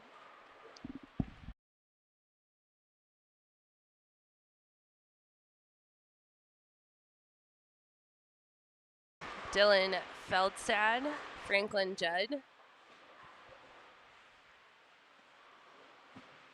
and on 51 and 52, we have Dylan Park, Russell Ricks, Cooper Powell, Linnaeus Tiqua, Austin Ruffhouse, and Logan Wynn. On our lower camera, lanes 9 through 12. Looks like back there we have some of the bowlers that we saw earlier. Teo Quintera, Dahun Kwan, Spencer Au, Maximus Rouse, Carter Tran, and Joseph Evanson are on the back camera. So we'll give you both the camera angles, and I am joined by Daria Payok, PWBA champion. Hi, Daria. Hi, Blair. I like how you are one of not many people that pronounce my last name really good. Oh, thank you. I tried. I know. It's not easy. It's a interesting name though. Yeah, what does it mean in Polish? Yeah, it means spider. Spider. Yeah, that's why I have a spider in my logo. That's why sometimes I run into issues, right? Oh yeah, for because sure. SPI is not really associated with spiders, so But that is what it means. So that's why my family's always had spiders, is, you know, a club logo and everything like that. That's so. cool. Very cool. Yeah. Do you like spiders? No. Yeah, I was gonna say I like spiders. Not a very good. No, not really. But it's like, you know, if your last name meant like flower, Yeah. you would probably have a flower, Yeah, right? yeah, Like yeah. even though spider is not probably the nicest creature, like Right. I still like to wear it because it kind of represents my family and I. Sure. Yeah, but you don't want like a little spider in your hair No, or something. no. Yeah, really. No, I don't like those type of stuff. So we are bowling on the short pattern. I think you just got here, but you can see like we're in game number 3. The lanes are starting to transition a little bit. Pattern stretching a little bit. Yeah, I was watching a little bit, then finishing on the other side, and it doesn't look very easy, to be honest. No. It's yeah. Some of them have figured it out. I feel like pair to pair would be difficult because of how differently everybody's playing the lanes. I'm always very inspired by them because you can tell that some of them get frustrated, like all of us do, but they still have that fire, you know? Like, there is no giving up anywhere inside, and I kind of love it. Yeah. Gonna see if we have any bios. So far, I'm striking out when I type in all of the boys' names. They don't like to fill out the info about themselves. Did you like to when you were their age? Yeah, probably not. Tell me about yourself. What's your favorite Yeah. color? They're like, no. Yeah. We do have one for Dylan Feldstad when he's up. He's from Meridian, Idaho. Bowls at Oh. Westeen's Garden Lanes. What lane is he on right now? He'll be on 49 and 50. He's Okay. after Thomas, so he'll bowl on 50. Okay. 13 years old, shot 800. He can play the tuba and trumpet. And wants to say hello to all his family. So we'll see Dylan up next after Thomas. Looks like I got Thomas and Brady. They're definitely brothers. I wonder if they're twins. Brady and Thomas Lee Oh. here on 49 and 50. I can't tell quite. Yeah, they'll have to like both turn around. Yeah.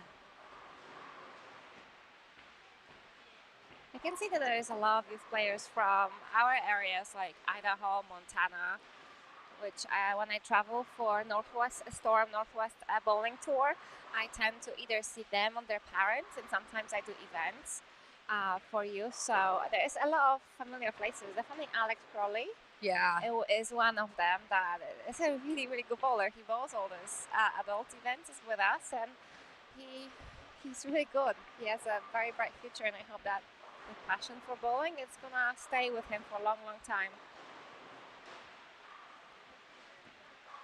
For sure. A lot of these kids got to drive to this tournament, which is great for the West Coast. Usually they have to fly because a lot of the youth tournaments are on the East Coast, so they all were excited. They got to bring more bowling balls then. How many do we have this year? How many SYC? 180. It's sold out. Yep. So. And that's the first one of the year, correct? This is the first one of 2026. And yep. we have 10 more? I think so, yeah. Wow. Yeah, That's because a there's lot. one in July this year, so no month off until December now. What was the first one that you ever did? The first SYC? Do you First one was in remember? Reno. Yeah, and it was in 2019?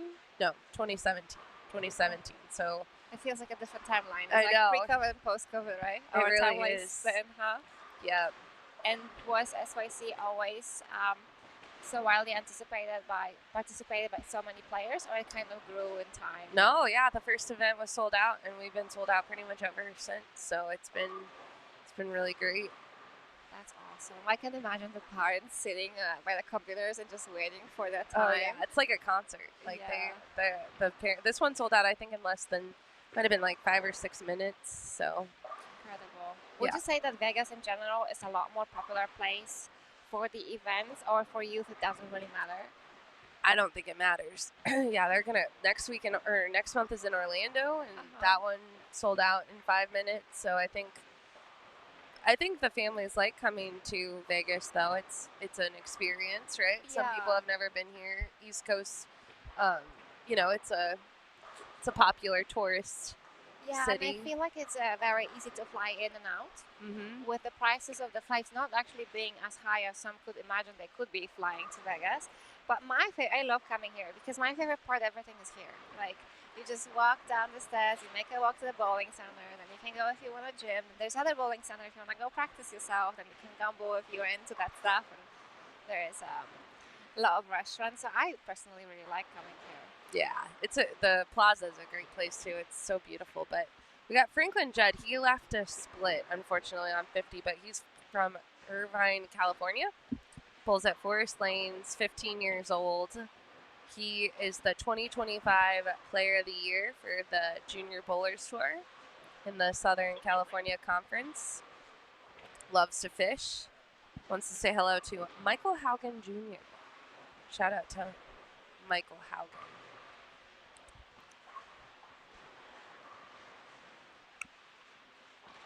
See who else we got. See if Trevor Mason filled out a bio. He did not. But he is, he's also chasing the records. Anna Antony could break the all-time champion record for Which is 15. So she could get 16 titles this weekend. Oh wow. What lane is she on? Can we see her? Or is No, she was on here for game 1. So Okay, and then she made a flip. yeah.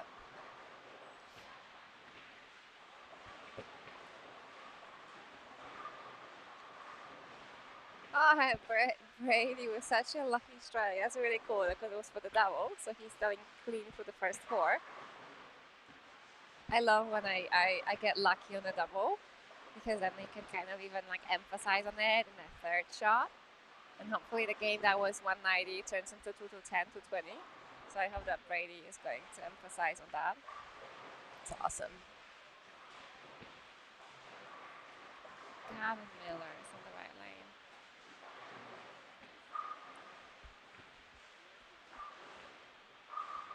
We got Aaron Odejebi up on 48. He's from the lanes at Fort Meade. He's from Manassas. I think that's in Maryland. He's 14 years old. He's got that cool hair going on 48. Yeah, that's an actual pro. Like, Yeah. You know how Kyle Troop has a Fish Pro nickname. Great shot by Aaron. He finished first on the SYC Texas Long Pattern just a few weeks ago in November. What age group he's in? I believe this is U18 boys, but there's some U15 boys and U12 boys in this group too. So they're all kind of mixed together. Not on the pair, but what we're watching. Because U12's on 51 and 52. I believe U15's on 49 and 50. And let me check U15 boys. I don't know if Aaron's U15 or U18. Oh, actually, that's U15 boys. Aaron's U15 boys. That's really cool. And definitely has a very high chances of bringing home another title. Yeah.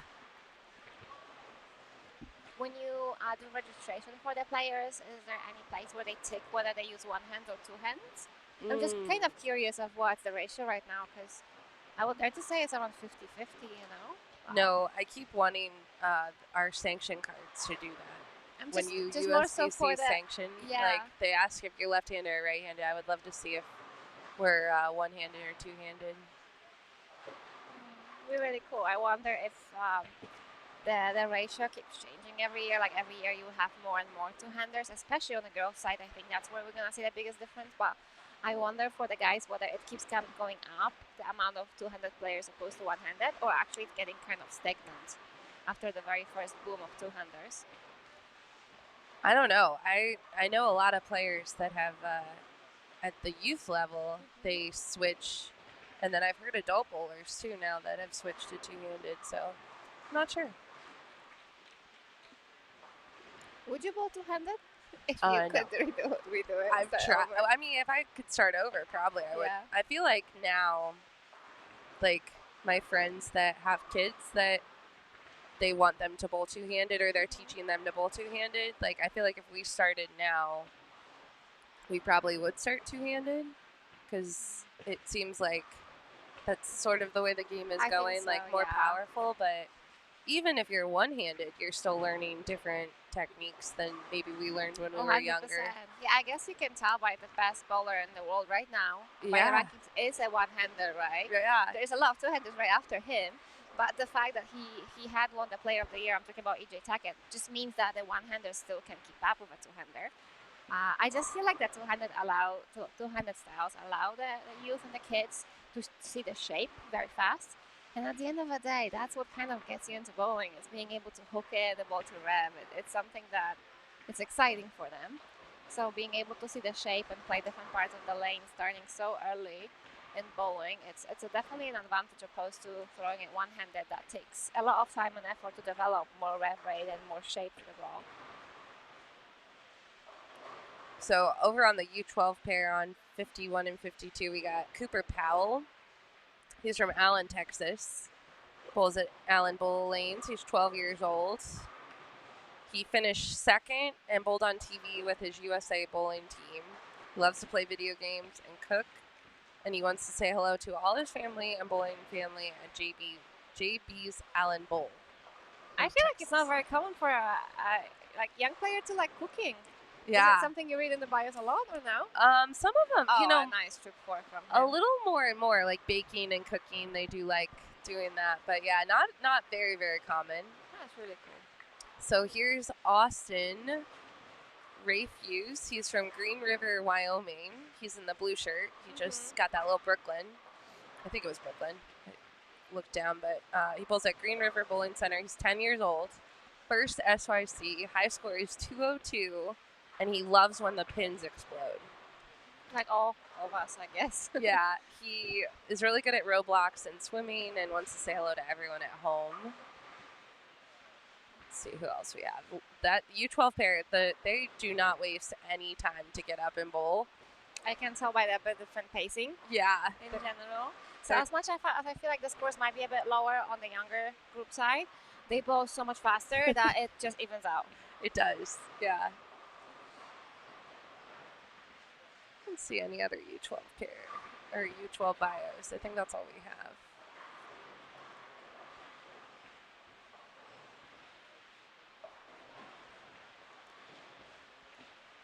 Let's see if we have any questions in the chat. Do you have any scores after game 1 or game 2, or not quite yet?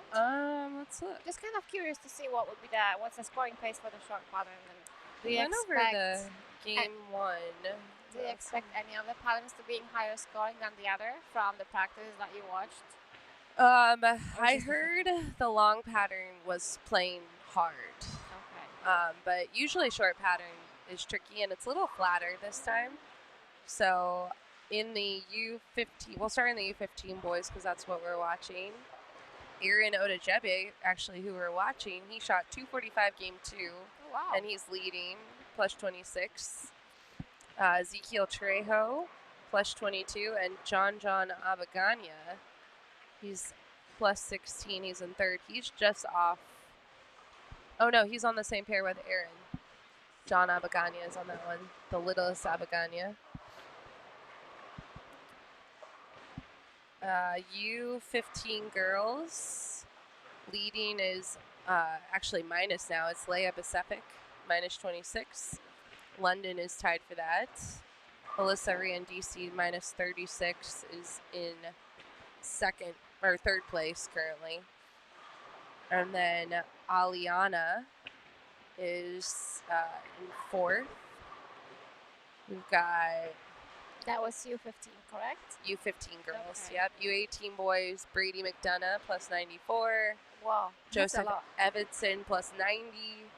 Matthew Morton, plus 65. So U18 boys is definitely high scoring. Yeah, they're showing that the lanes are playable. Yeah.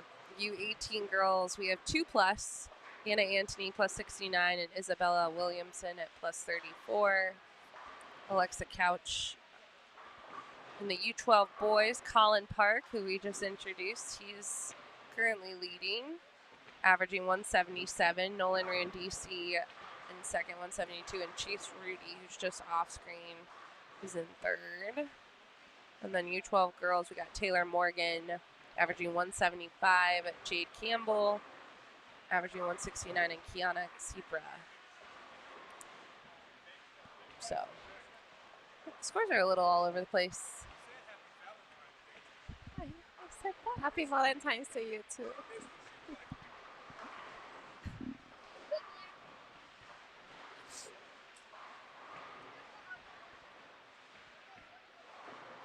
All right, I did get a question. The cameras are stationary just because this is where the internet is in the building.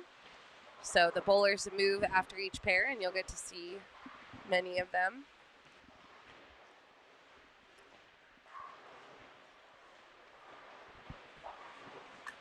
Well, I do think we had a bio for Nico. Let me see here. Let me see if there's any high games on the board right now on the side that we're seeing from the lanes 31 to 60. Doesn't look like it. Looks like we're in transition. Oh, actually, no, hold on. There is someone that has a front 7 on lane, I think maybe 36. Oh, wow. I don't even see with the glasses the name. Leong would be the last name? Oh, yeah, Dalen. Dalen. Okay. Yep. I wasn't sure if it says Dylan or Dalen. Yeah, I think he has a front 7. So Nico on 48, who throws it great. Ah, he just left that 10 pin. It's from Hollister, California. Bowls at Morgan Hill Bowl, 13 years old, first SYC. He loves bowling because it's helped him gain confidence in himself and helped him get over some of his anxiety. He says not all, but some. Likes to play flag football, learn to be a quarterback. He loves to dance at home for his family, and he would like to say hi to his dad, sister Rena, grandma, papa, and Shady, and his goofy cat. So Nico's got a cat at home. We can be friends. Yeah. I think that Dalen got 8th one, so he's only 4 away from perfection.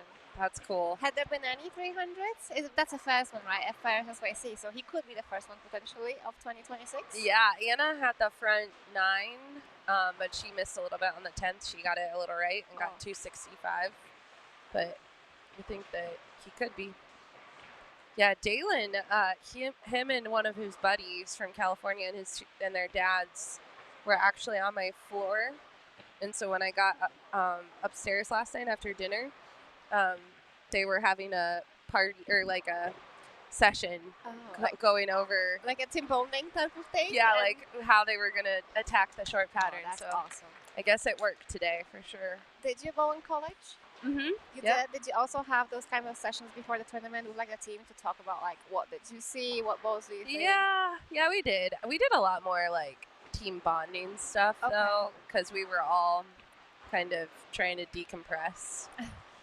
But yeah, we did a lot of like sessions and stuff like that for sure. College is a wild place, isn't it? It really is, yeah. I have not seen Dalen bowl yet. Is he right-handed or left-handed? It's just because I have a person right in front of me, so I cannot see him throw a shot. I'm not really sure, yeah. Okay. He is going to be up very soon for frame 9. And I think he's going to be up on lane 37.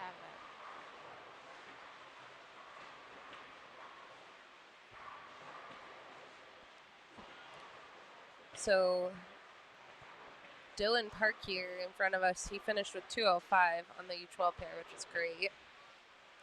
Cooper Powell can get to 189. Logan Wynn can get to 224, which is a really solid pair.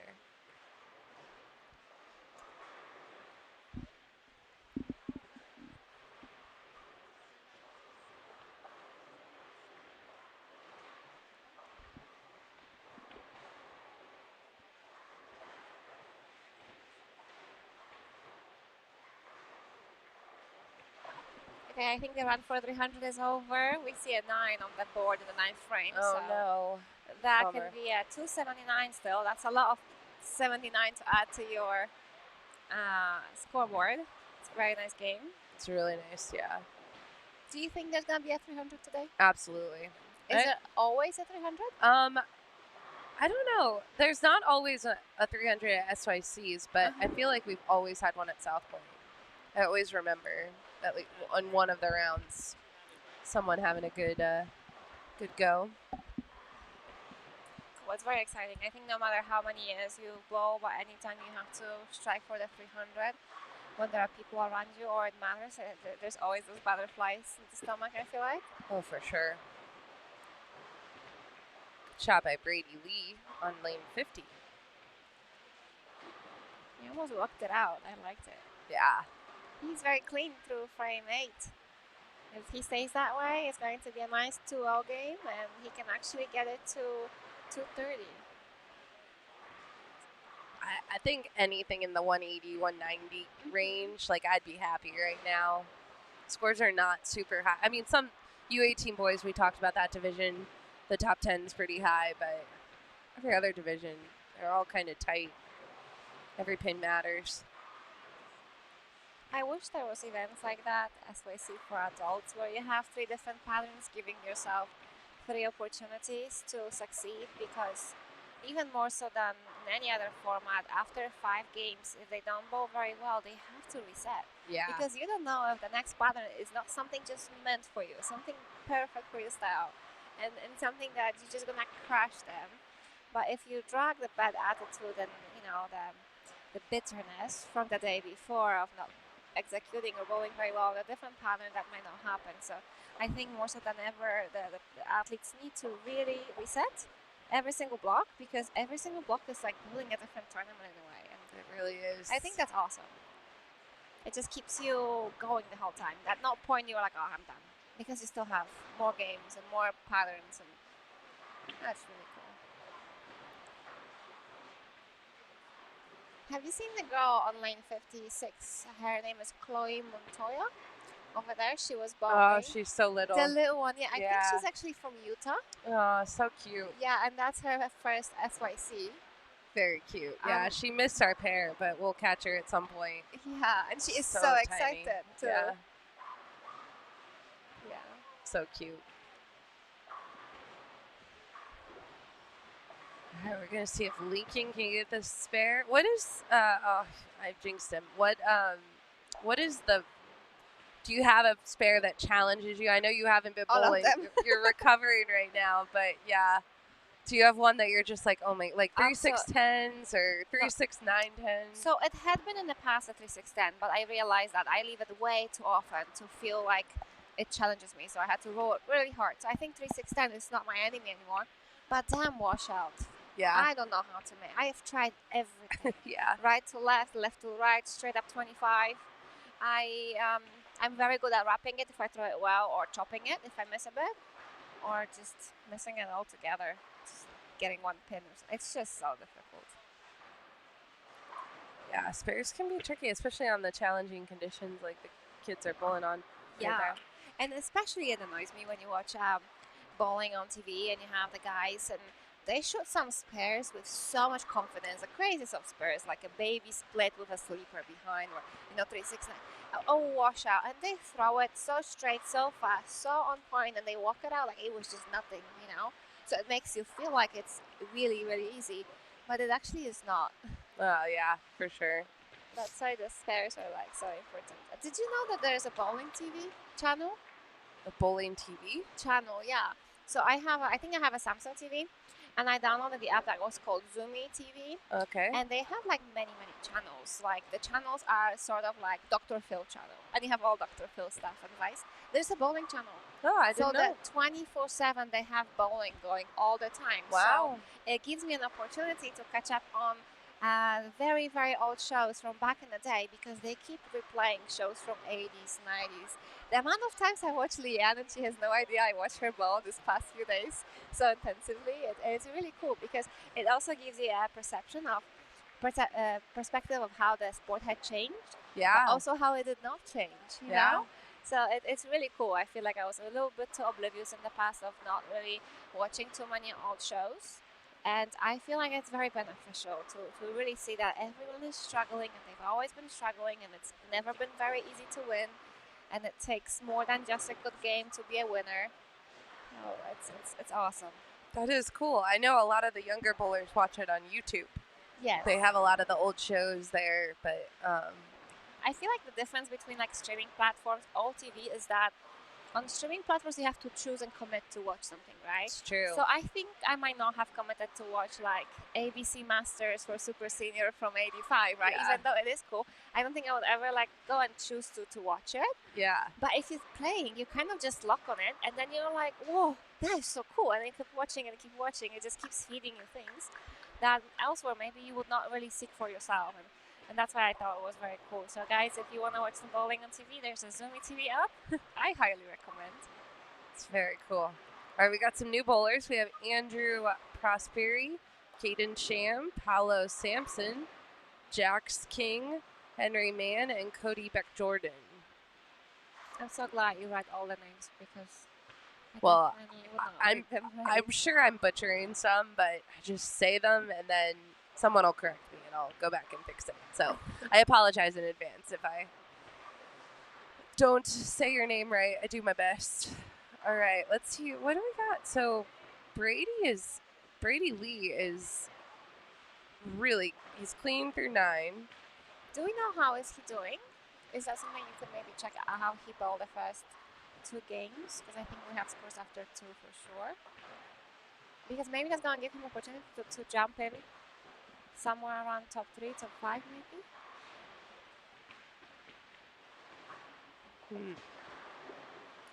Brady might be in the...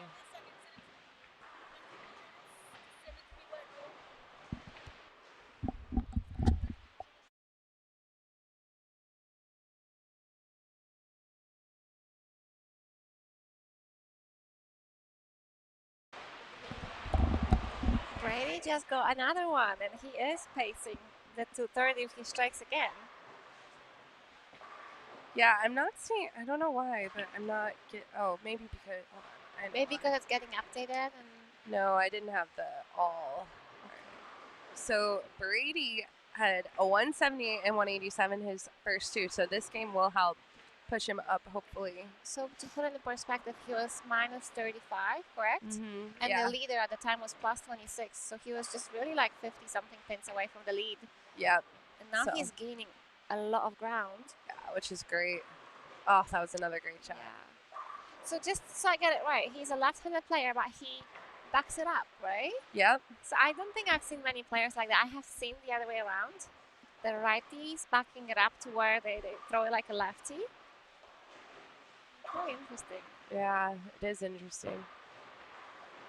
You know, and I think a lot, like, in the, in the 90s, someone might have tried to correct him as a youth player, and now there is more openness to any style Yeah. of bowling, and bowlers can really perfect styles of all play, which is really cool. I would agree. I would say that it just takes one player sometimes to break through the schema of the way that bowling has to be one way, right? Yeah. Belmo and Oscar were the first ones to introduce the two-handed bowling. I personally met some national players from other countries that would be backing up the ball and be phenomenal bowlers. Sometimes an example I like to give, I don't know if it's a fair one or no, but Jacob Butter. He has such a distinct style and it's so different, but this guy can throw a ball 20 out of 20 times in the same spot. And I think at the end of the day, that's what really matters, right? For sure. Just hitting that target. Yeah. And just the way of making it more consistent, and that's where the magic is. And everyone is different in achieving that. And sometimes we figure it out ourselves. Sometimes we have to go by the book. And sometimes coaches have to look out of the box and be like, okay, you have a bit of orthodox game, but maybe we can do something with that, right? Imagine we take Jacob Butter and be like, okay, Jacob, now you have to bowl like that. You have to put a glove on and you have to do this and that. Like, I would believe he would not be as successful. Well, Leanne, you mentioned Leanne earlier. Of course, Leanne's the tournament director for the SYC, and she had a very large drift. And she always talks about how some coaches wanted to fix it.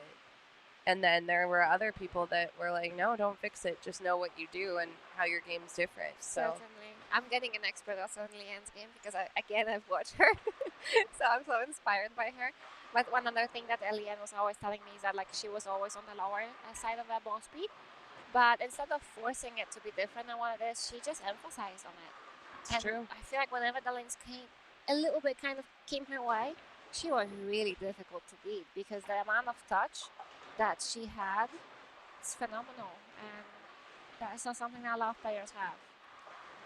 Yeah, so Brady Lee finished with 221. We have Dylan with 212.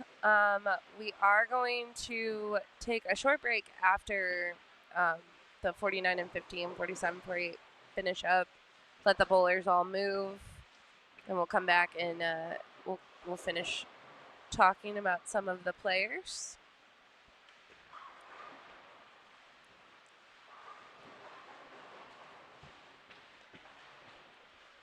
So Aaron Odejebi on 47. It's a turkey going into the 10. That's such a good shot. He throws it so good. He keeps getting better every time I see him. Really is working on his game. These kids get really good really fast because they're just bowling a lot and watching and learning, and it's really cool. I'm sure you also can tell how much physically they change, right? Oh yeah, they get Sounds- taller and Yeah. stronger. Yep, for sure. I can see that on the last pair, Alyssa. What age group is Alyssa in? Do you know? Is she U18? No, she's U15. Girls. Okay, so she has a chance to strike out for 230 as well. Sorry, 220. And she is on a turkey, so hopefully she gets that done.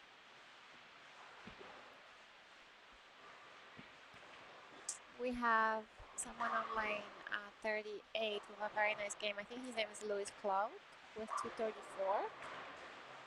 If he did get the first hit in the 10, that game could have been easy at 250. I don't know if you can tell, but he had a front 5, front 6, and then he 5-0. Oh my goodness. So I feel like it must have been like a Greek church or something. Then he doubled, and then he got a bit unlucky, I assume, with a 9 spare strike for 234. Very high game.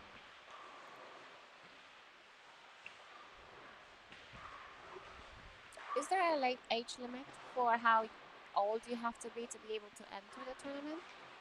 Like young or old? Yeah, No. young. They So as can long as they finish know, the 15 games. yeah, and they know how to give courtesy and all that stuff. Yep. They're fine to go. Yep. That's Yeah. awesome. Yeah, I think the youngest that we've ever had is probably 7. I actually think Henry Hine was pretty young when he started. He was 7 or 8. Or not Henry Hine, Henry Mann, who's on 51 and 52. But I don't think we've really had anyone below the He throws age it very 7. nice. Oh, wow. Oh, that wasn't Henry. That was Paolo. Yeah. Henry is He's he'll not be- up. Yeah, he's not up yet. yeah. Sorry. That Paolo throws it super nice. I think it's the first shot I saw of him. So Daria, I think we're gonna let you go and interact with some of the families, walk around, get some feedback. I think Coach Jazz now is gonna jump back in Sounds for great. a game. I'm here, so whenever you need me, just catch me. I will be on the lanes with the kids and the parents. Thank you so much. Yeah, well, we're gonna take a short break here, and we will be right back.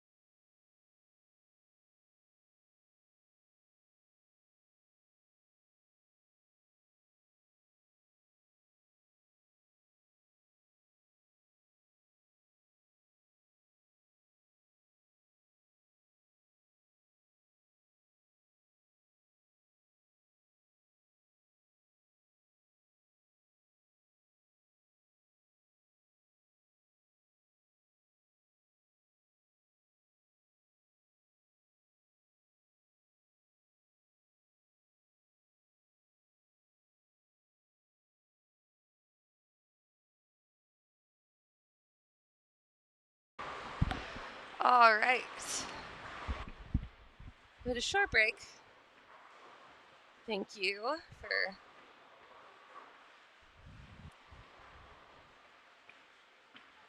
waiting with us.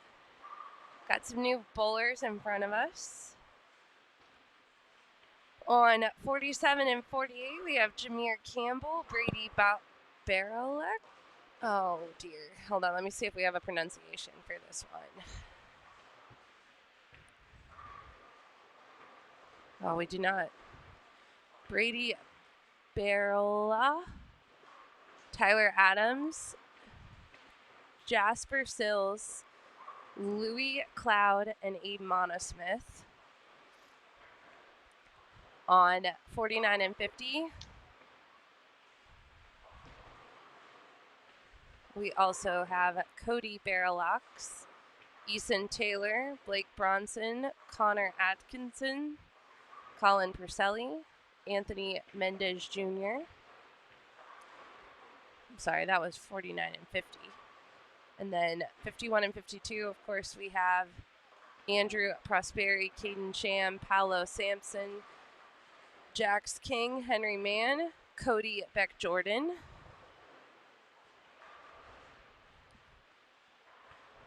Looks like we got some shout outs for Connor Atkinson and Blake Bronson.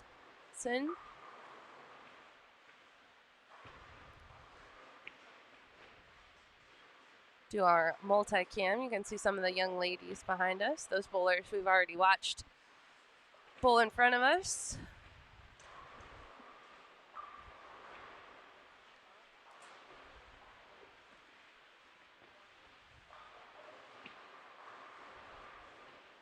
Oh, and it looks like Cody McJordan may have withdrawn. That had gotten hurt or something. That happens.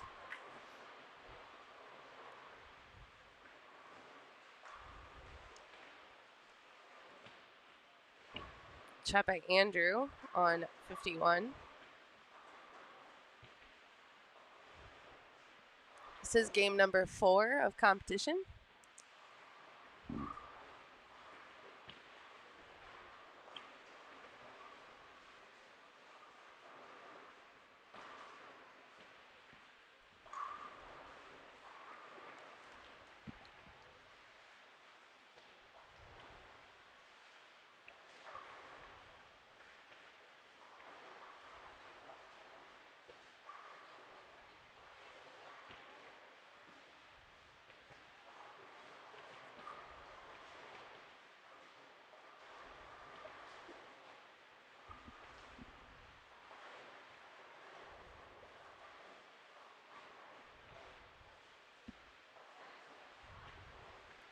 If you're watching at home, we're glad you're here. Thanks for joining us. Hello to the Castaneda family.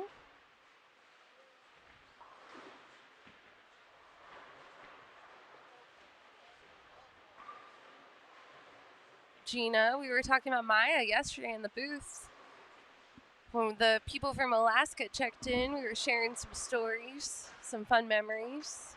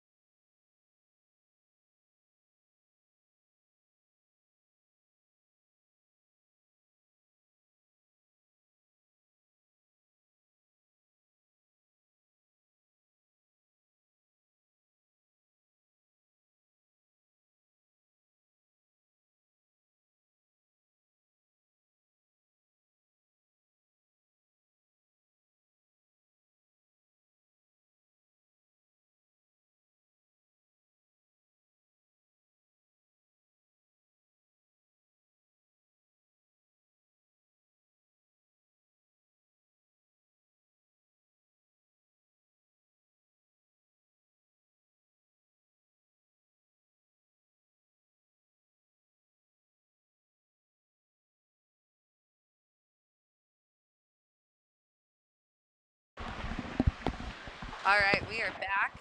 Coach Jazz back in the booth. Hi, guys. I was just, some of our friends from Alaska are watching. Oh, good. And we have on lane 50 now. Unfortunately, he's just left a 7-10 split. But Colin Porcelli is someone that I work with every year when I go up to Anchorage. Okay. And this is his first SYC. Oh, nice. So shout out to my friends in Alaska. That's awesome. And I got my pronunciation for Cody and Brady. It's Barolo. Barolo. Ah. I didn't know. I'm sorry. I don't do French. I didn't study French. I wish I did study French because I feel like I studied Spanish and I still can't really speak Spanish. So I should have gone with something different. Then maybe I'd be better. But so this is the U15 boys, I believe we're looking at here on our side. Boys, yeah. Yeah, make it a little bigger. I haven't seen the scores after 2 or 3 games, but I have been walking around, and this pattern is very deceiving, I would say, as a short pattern. Some pairs are playing quite slick in the mid lane. So some pairs are kind of playing as the pattern wouldn't suggest they would play. Oh.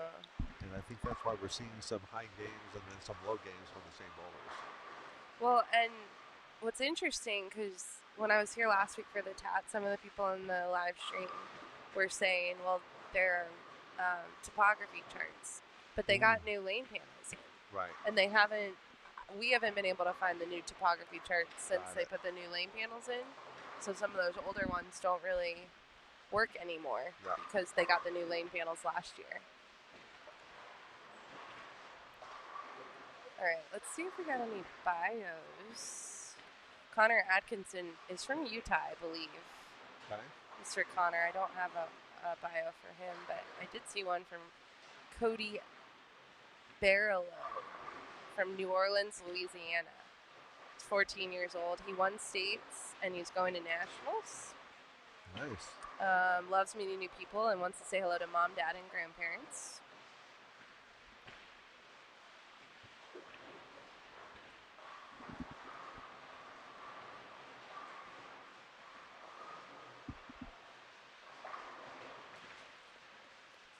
Once I finish looking up bios, we'll pull up some scores, let the scores. Oh, good. I saw Leanne walking around, put in some scores in, so I want to make sure they're all.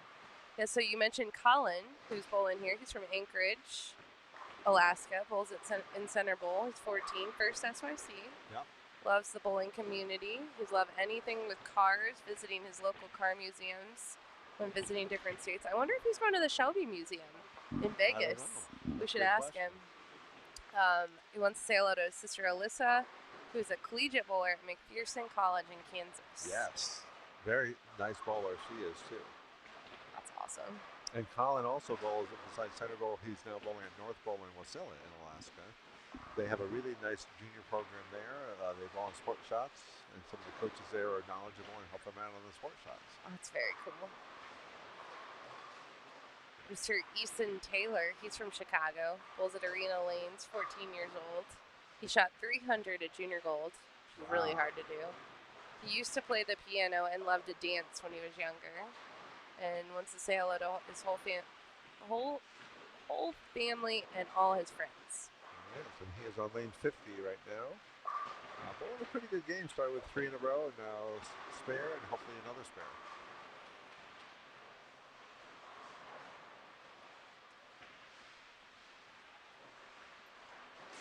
And he got that spare. That's awesome. He's a great, solid bowler. There's so much bowling in the Chicago area, too.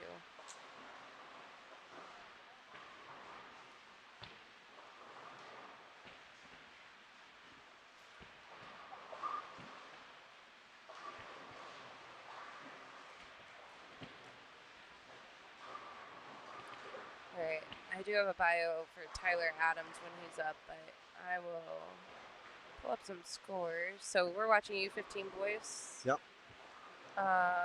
So Aaron Odajebe is still leading, plus 49. Dylan Ingram, plus 35. Ezekiel Trejo, plus 11. John Abagania, plus 7. Trevor Mason, plus 5.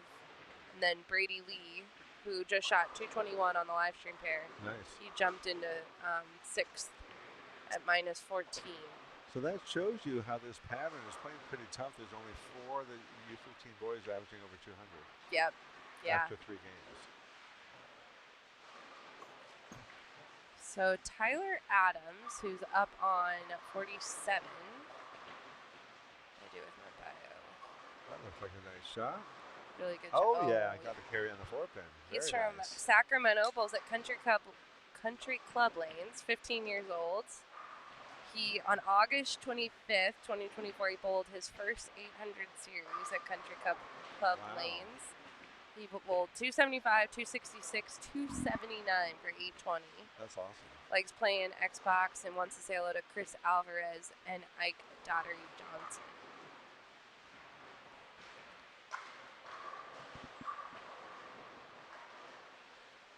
These kids are so accomplished. I just... Yeah.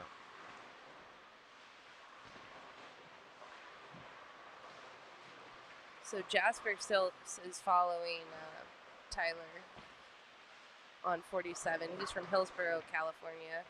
Bowls at Classic Bowling Center, 15 years old. He bowled a 289. He missed 1 pin in the 10th frame.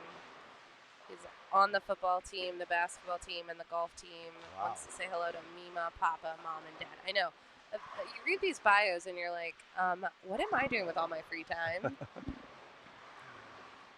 But these kids are just so busy. So we ran down some scores from U15. Let's take a look at U18 boys because that was high scoring this morning. Yeah. And that field in the U18 is stacked. Yeah, so still high scoring. We have all the way down to 23rd is plus. Wow. So Brady McDonough plus 150 is currently leading.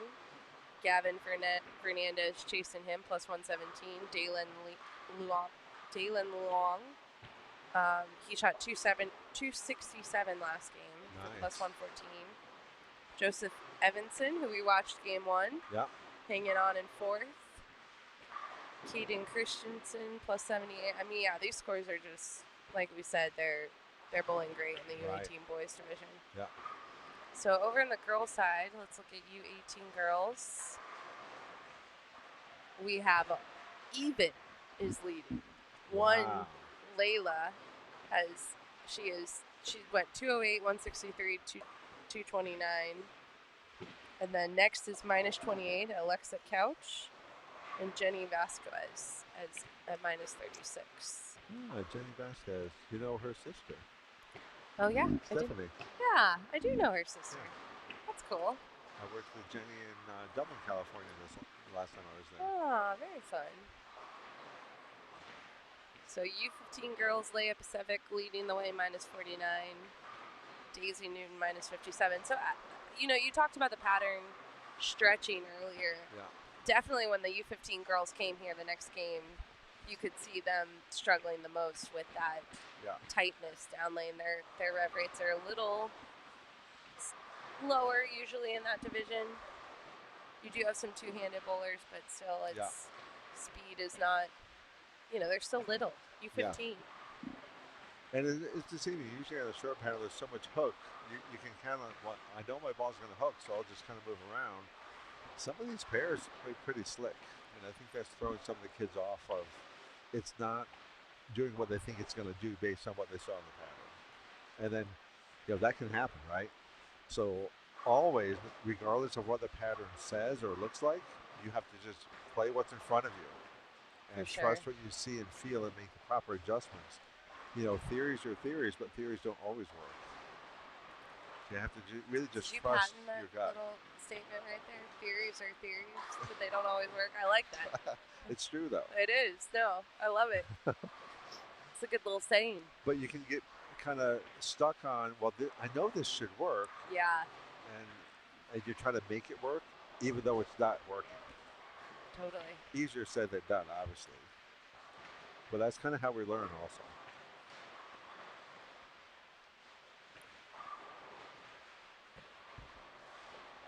And whenever the scores are lower, that brings the spare game more into play.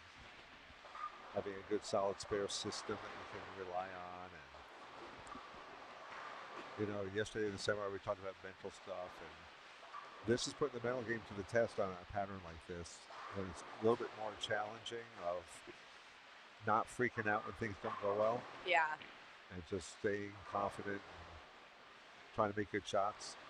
That is the hardest part of this is resetting and Yep. remembering that you bowl 5 games, get a break, and then you come back and really, yes, you have your overall total that you're going for over the 15 games, but even if you had the worst 5 games of your career, Right. let's say on the short pattern, you could come back and have the best 5 games on the Absolutely. medium and get a medal and put yourself in really good Correct. standing for Sunday. So Unless you think you can. that's true. Yeah. Only you Yeah. can knock yourself out. Yeah. We did have the U12 boys. Well, we had a mixture of U12 and U15, but Yeah. Caden Sham shot 200 there. They got done really quick. Yeah. They only have 4 now. I think one of their bowlers got hurt or dropped. Not sure what happened.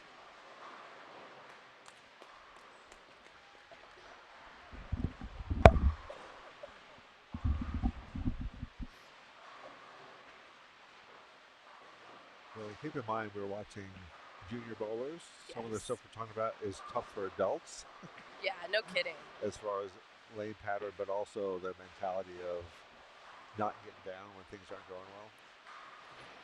And some of these kids' mental games are well far ahead some of the adult bowlers. Absolutely.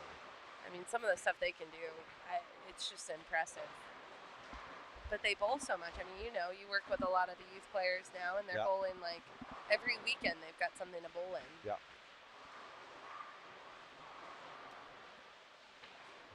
So right in front of us again, we have Colin Portelli on lane 50. I was talking with his dad just before coming up in the booth, and this is their first SYC. Oh, that's awesome. And the dad was saying, like, watching these bowlers, this is stronger than any league he's bowled in up in Anchorage as an adult. And they're just kind of surprised, but not surprised that, like, all these kids are really pretty good. Yeah. And they're kids. Yeah, so good. Yeah, they're just incredible. And their mannerisms, Yeah. they're like pros already. They don't show a lot of frustration on the lanes usually. They keep it inside most of the time. So I was looking when we were reading off the U15 boys, Tyler Adams, who we're watching on, he'll be up on 48. Yeah. He is currently tied for 7th. That's pretty good. Yeah, he's minus 18, and he's bowling great. He's got a 4-bagger. Yeah. So Strike spare 4-bagger. He this can could make a be move huge. here. Yeah. He's up on 48 right now. Let's see what he does. Working on 4 in a row.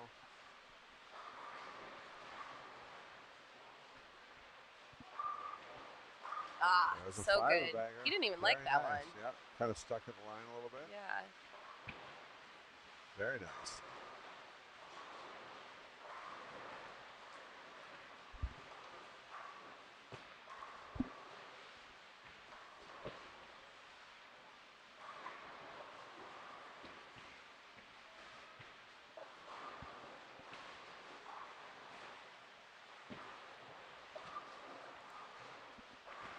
And again, this pattern is just a 3-to-1 ratio pattern. So it is a bit of a tougher pattern. Keep in mind most house shots are in the 12-to-1 or higher ratio, all from the middle to the outside. Yeah, and this is the part of the block that I always feel like it's almost like I want the bowlers to know that sometimes they're so close. Like I'm Right. watching Jasper right here, right? Yeah. He just threw that shot. He missed. He was just right of the head pin, but I think he's just too far to the right still. Like if he, like they're so close to a move, Right. but they're almost, trying to keep it safe because they're not trying to lose the pocket. Yeah. But sometimes It it's is not. tough. It's not you. It's the lane, Yeah. and you're blaming yourself because you're like, oh, I threw it bad. Right. Like that's the trickiest thing, right? Like Yeah. knowing when it is you or Correct. when it's the lane. Like how do you help players through that? You have to kind of trust what you see and feel. If you really feel like it was a bad shot, you probably felt something you didn't like. so you're probably right. You don't have to be 100% right. If you're 89% right, you're probably pretty close to being right. And same thing, if you don't make a good shot, the goal is to make a better shot to get a better read on what the ball's doing. Now, if you're pretty sure like that was really a good one, okay, and it doesn't hit the pocket, maybe time for a ball change or a line change. Totally. But that little honest assessment after your shot, was that a good one or a bad one, is important. Absolutely. Agree with that. We do have a comment in the chat. We got Danetta Gray watching. Of course, her son Bam Bam bowls. He's a SYC champion multi-time. Shouting out to JJ, Nolan Randisi, and Chase Rudy out here. I think you're going to get to watch them on the lanes 9 through 12 camera. It looks like the U12 boys are going that way, so you'll get to watch them next game. We're missing Bam Bam out here.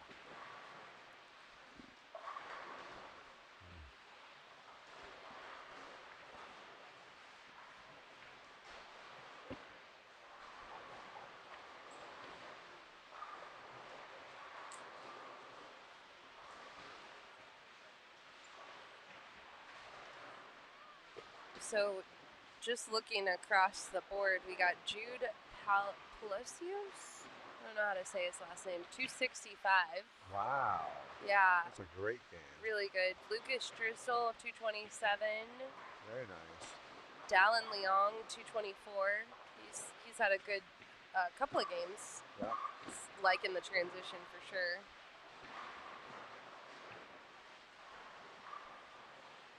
Tatum Lee, 200. Jake Sally, 221. Lane 47, we have Tyler Adams up again, working on 5 in a row. Oh, so good. Smooth off his hand. Wow, what a great shot that He was. throws it so good.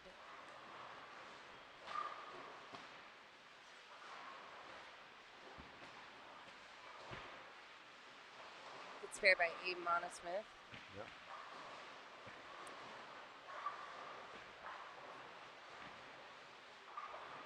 Got Eason going for the 3-6-10. We were just talking about some of the spares that may be a nemesis. Oh, I jinxed Eason. 206 for him. Still a good game. Really good, yeah. That is frustrating to open the 10th. But you take away from that, it's still a 200 game, picked up some pins. Looks like Anthony might have a little shoulder injury going on. He's grabbing at his shoulder. Yeah. That's the worst. Yeah.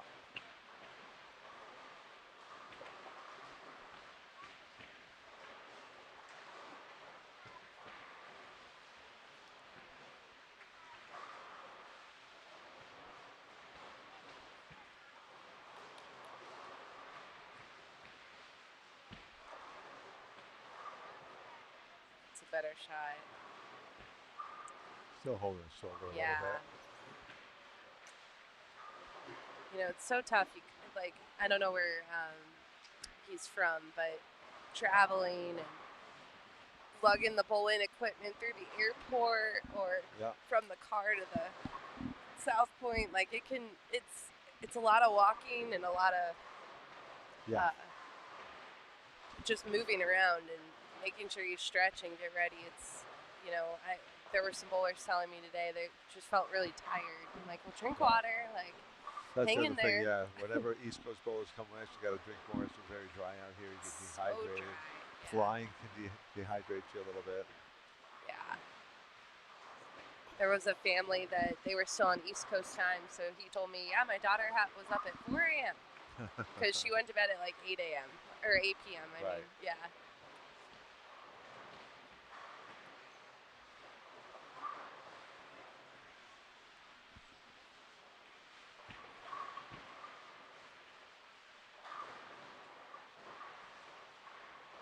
All right, let's see. Tyler's going to step up again.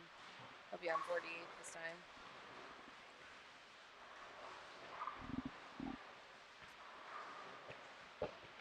Brain and Brother over there on the pair to the left of that's having a great game too. Absolutely. Have a nice 250 game. So we did get some new bowlers here on 51 and 52. We got Hayden Stubbe, Jordan Zatek, Micah Bean, John Pitts, Gabe Solomon, and Carter Gross. Another great shot for Tyler. Super He great. is making a move in the U15. Yes, he is. So he was tied for 7th. Yep. What was his score after 3? He's minus 18. Okay. I think he's going to make a pretty good move. He should move up a few spots. Yeah. He's having a big one here. He can punch out for 280. That's awesome. Another good game, and he could be close to medaling. Yeah. Lots of shout-outs for Carter on 52. Carter told me yesterday that he committed to the University of Muskingum in Ohio, which is super cool. So he's moving Awesome. from, I think he's in Arizona. Let me see if he filled out his bio. But he was so excited that now he gets to travel to more of the tournaments because he'll be on the East Coast.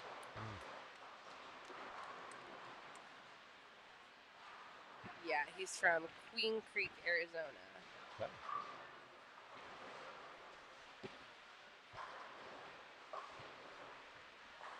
That's the thing about the West Coast. You drive a lot of miles on those cars to get to bowling tournaments out here. Yeah, that is true.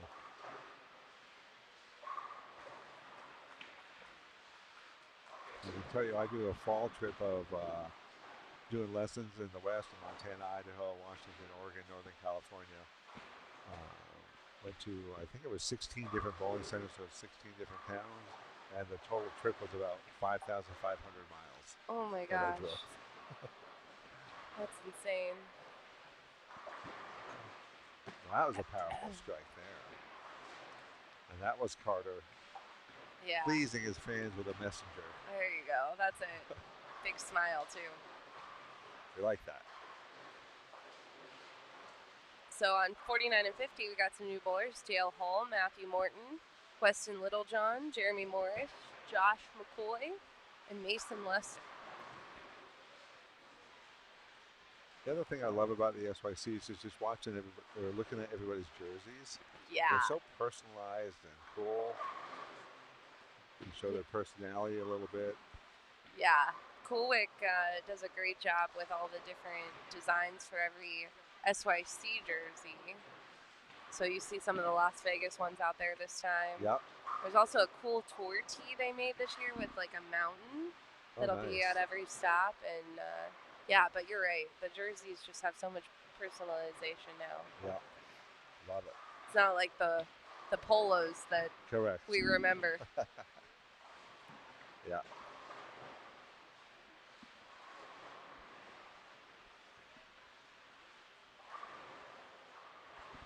So Brady Barlow is also having a great game on 47-48. Yeah. Can finish up with 204.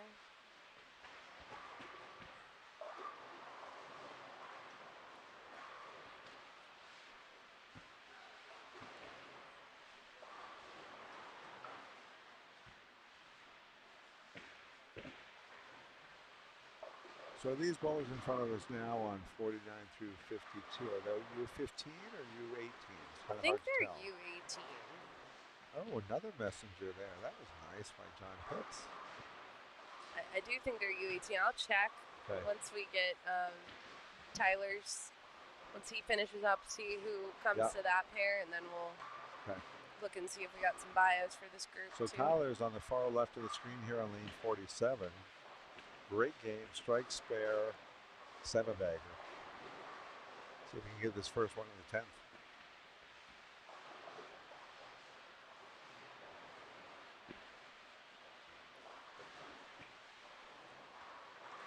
Yes, he does. Got it. Awesome. What a shot. He's making a nice move up the standings with that game.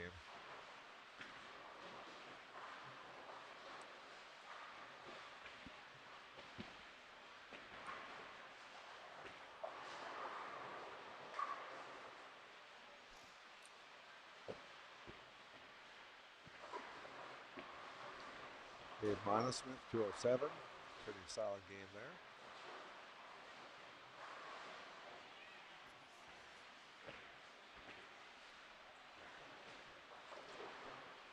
A spare for Gabe over there, Gabe Yep. Solomon.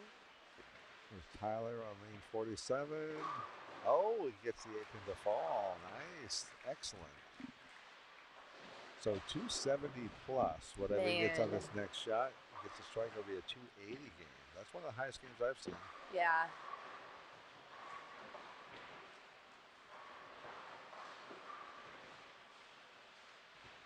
And what did he have the previous game? Do you remember? What did he have? What? The previous game? Let's look. Tyler had 190.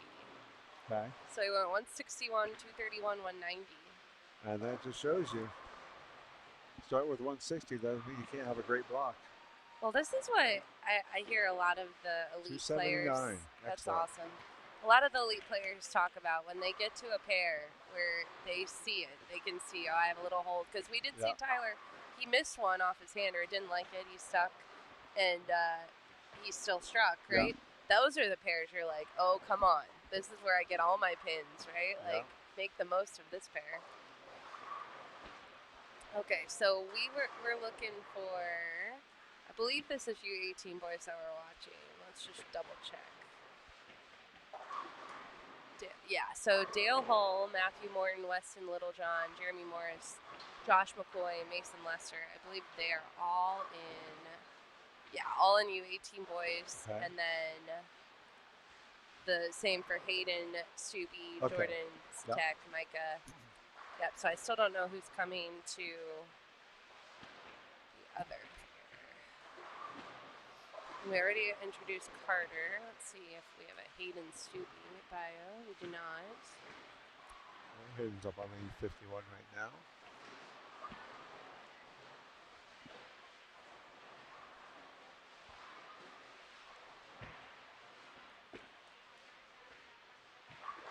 Great shot.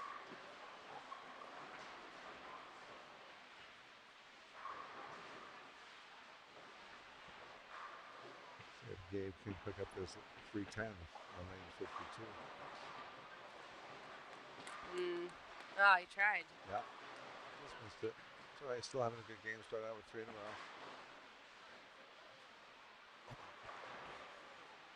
So we might have a U15 pair that's mixed in here. Let me look really quick.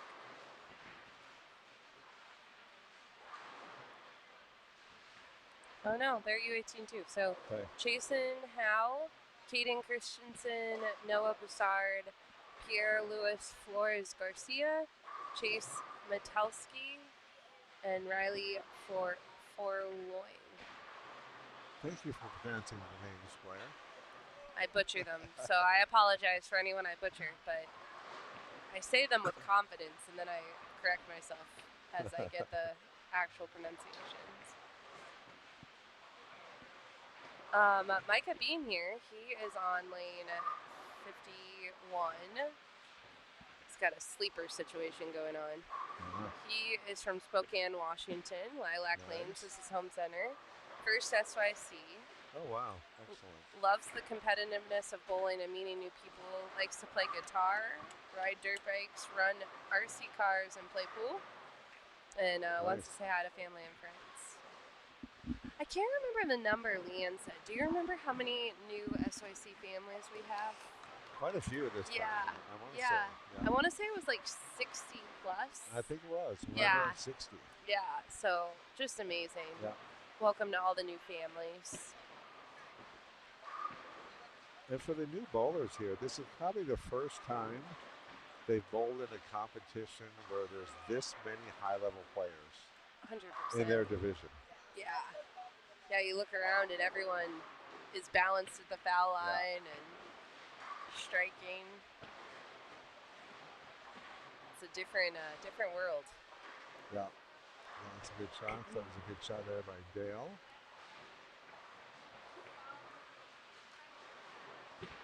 You were talking about jerseys. Gabe's jersey is unique on 51. I like it. It's not overly flashy, but it is, like, it has some color to it. Right. I really like that one. That helped him make that good shot. Yeah, that's it. Yeah, what was your and Leanne's tip? The field feel good. Oh yeah, look good, feel good, bowl well. That's right. Feel, Yeah. Bowl good. Yeah. Yeah. And that is true. If you kind of feel good, like how you look, it just gives you a better attitude.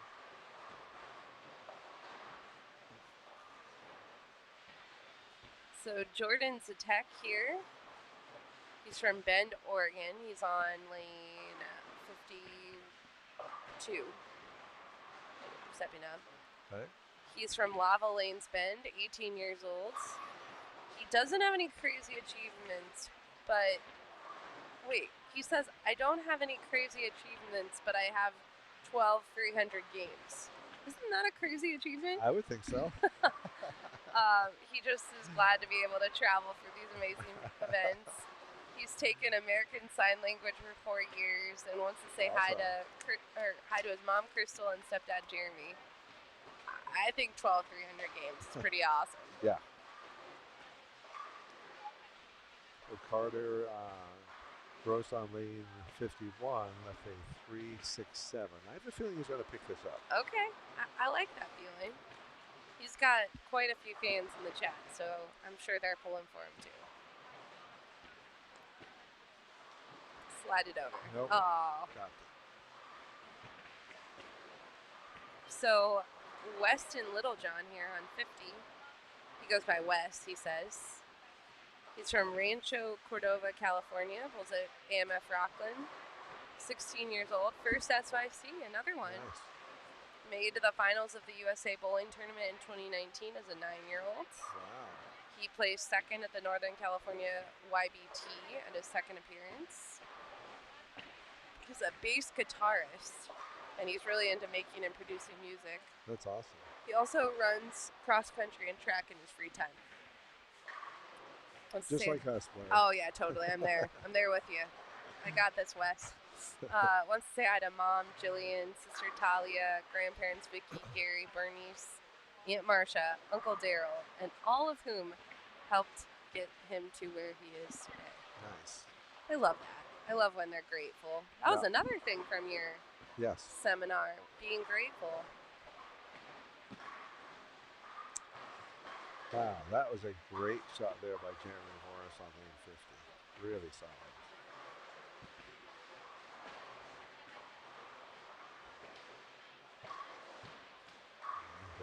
There by Weston, we just talked about it.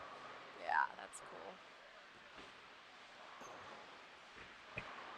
Gave up on lane 52. Nice double. That's a good way to come back from an open. Is a good way to come back from an open.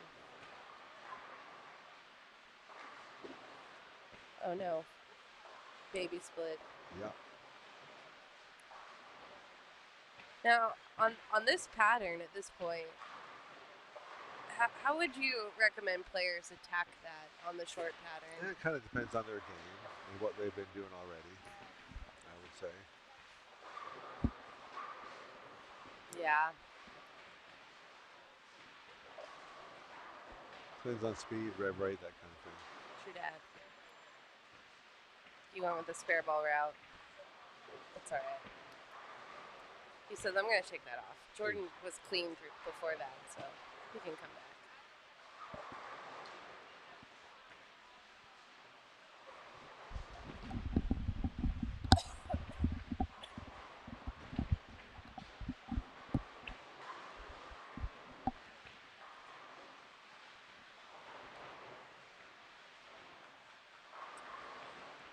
Mika's up again on lane 51, having a nice game.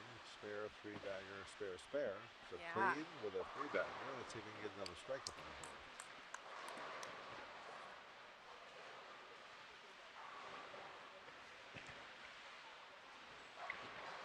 Oh, miss in, and he got the break. Okay. You know, we talked about that in the seminar too, how I call it the bowler memory, where you tend to remember all of your bad breaks and you tend to forget all of your good breaks. Oh, yeah. That is bowler memory. Yeah, for sure. All right, we got Dale Hull. Also, he just threw that awesome strike on 50. Double spare turkey. Right. Dale's digging 49 and 50. He's like, I'm glad this is my last pair before lunch. Yep. John Pitts on lane 51. Having a nice game. Let's see if we can get another one up on the board. Oh, 2-8. Still having a good game. Double spare, 4-bagger. Hopefully he has another spare here. Doing a little refresh. Let's see what we got going on for scores. Shot by Matthew on lane 50. So we have a lead change in the U18 boys. Okay. Dalen Long, plus 138. Lucas Drizzle, Jordan Zatek, who's we're watching, he's plus 43, he's in third. Micah Bean, Nice. also there, tied for that. Great.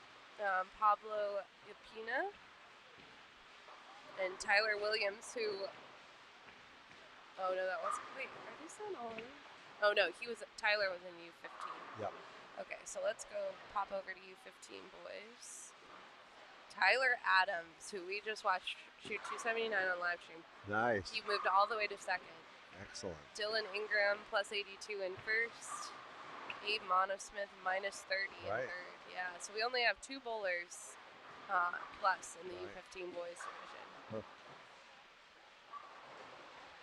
All right, we have Gabe on lane 51, going for 3 in a row. Actually, I take that back. U15 boys is still putting some scores in. So we might. That was a great shot by Gabe. We'll pop back in for scores.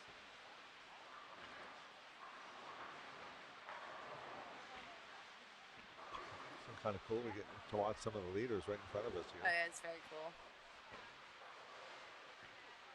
Carter Gross on lane 51. Had a really powerful strike last time. Let's see if we can do it again. Looks good. Oh, jump high, 3-6-10. I do see on this pattern, if you get a little bit grabby off the hand, it definitely tends to check up and hook a little bit early. Solid 9 there for John Pitts. He was one of the leaders up there, I believe. Still having a good game. Yeah.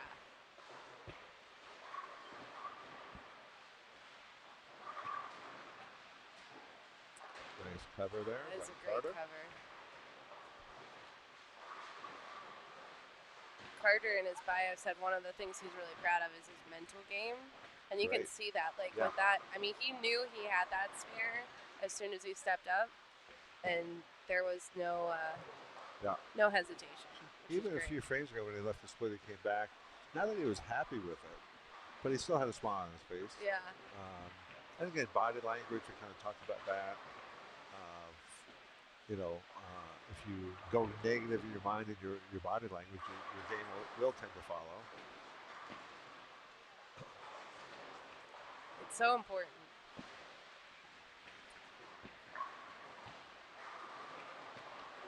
Gabe up on lane 52, going for 4 in a row.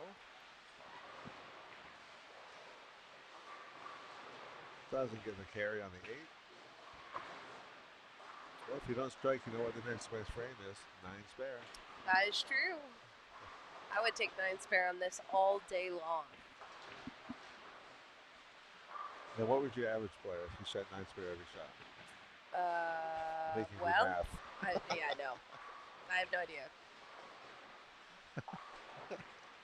All 5 games, 9 spare every shot. Yeah. So just think about one game. Yeah. No. It's too. I haven't had. Look, I still have coffee left from this morning. Don't make me do math, Coach Jazz. Now.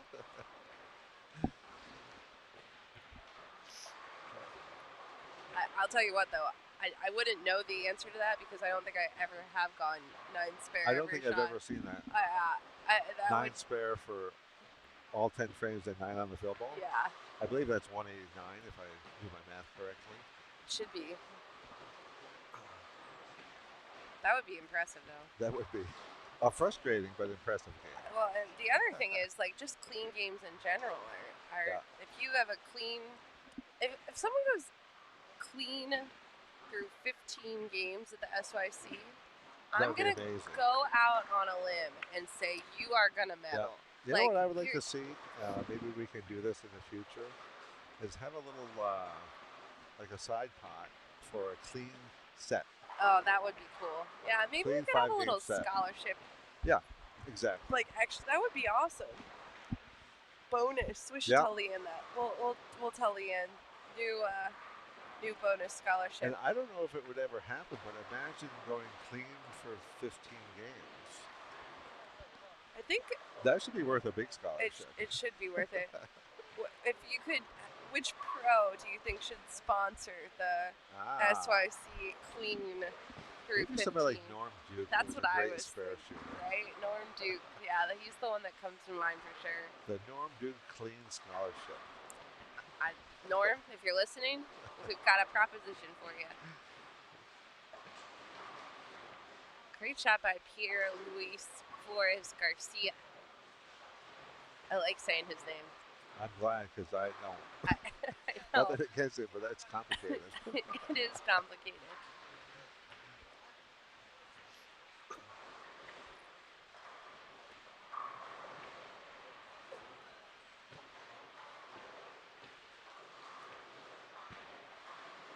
So Jeremy did not like that one off his hand on 49. He just cannot. He got a double in the middle of this game, but Yeah. he's just been. A little higher, a little light. Yeah. Those are the frustrating games when you're Wow, just that like was sweet. you Nice had it message and then there you. for Matthew Yeah, that was great. for 4 in a row.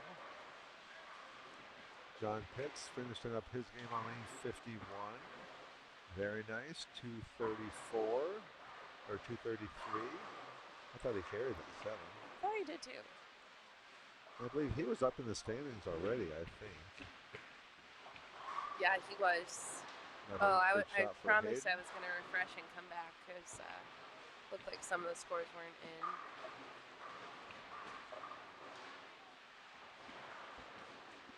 Oh yeah, see this. Let's see if they're all in now. So it looks like they're all in now. So U18 boys, currently Brady McDonough is leading, Gavin Fernandez, Dallin Long in third, Ewan Lester is in fourth, Mateo Quintero over in U15 boys. So looks like we might still be missing a couple scores, but Dylan Ingram, Tyler Adams, Aaron Odejebe, and Trevor Mason. Those are the top 4. So of course, if you are watching, we are getting down to the 10th frame for our live stream pair. So it is. Gabe up on lane 51 looking for a double in the 10th. Oh. Good shot, that break. We Still will going to have a good game, 223 if he picks this up. For sure. We will have 5 more games this afternoon on the medium pattern. We let the bowlers go and relax. What's really nice about South Point is many of them are staying here. Yeah. So they can go up to their rooms. Relax. They can relax. Get a They quick can lunch. change their clothes if they want. Hit the slot machines. Oh wait, no, they can't. They can't do that. Parents can. Yeah. I did hear some parents telling me that they're going to go do a nice relaxing round of bingo. Oh, nice. I said, is bingo relaxing? But apparently it is. It's a nice stress reliever. Parents have to find those stress relievers, you know. The kids are going through it, but the parents are too. Great shot there to finish up for Jordan, 213. That's great. Yeah, so that pair's really solid. John Pitts, 233. Yep. Gabe, 222. Jordan, 213. Yep. My kids having a good game. Carter, you like that one? And see, I love that body language there. You know, I got a quick mental game tip from our buddy Brady. Okay. And his mental game tip was really have fun when you're on the lanes. Just trying to have fun. And he goes, sometimes that's hard if the scoring isn't what you want, but you know, he kind of made the point, like, we all bowl because we love it. Don't be miserable. Do something you love. And I think Carter is a great example of that. Yeah, for sure. Now, not his favorite game here. Right. He's going to shoot 170. Actually, 160. Hopefully 166 if he gets 2 of these. But still, you're right. I mean, it just shows his mental fortitude.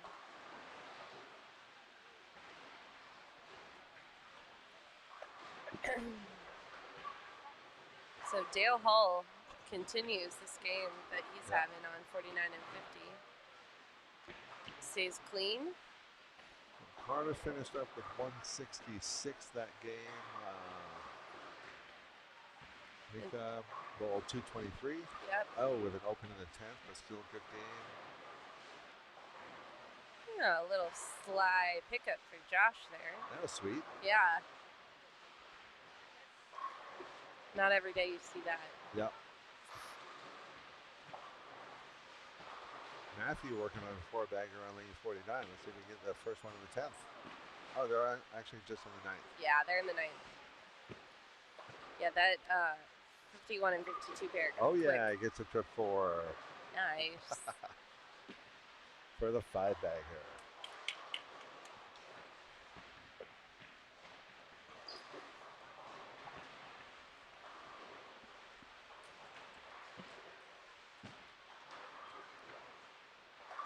Nice shot from Noah there on lane 48.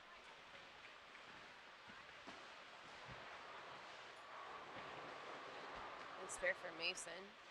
He's hanging on. He had Yeah. one open, but could still be in the 180s.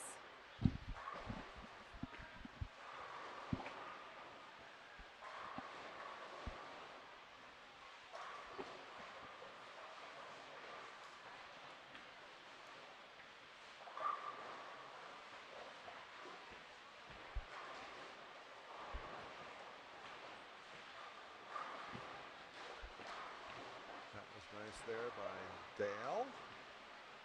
First shot in the 10th with a strike. Having a very nice game.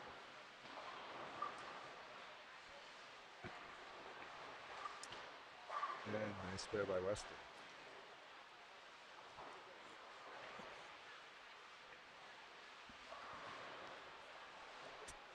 Yeah, Jason Howe over here has silently been striking.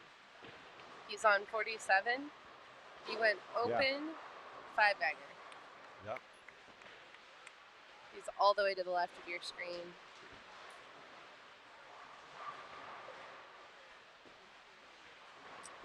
Let's see if we can make that a 6-bagger. I liked it. Uh-huh. Oh, a bucket.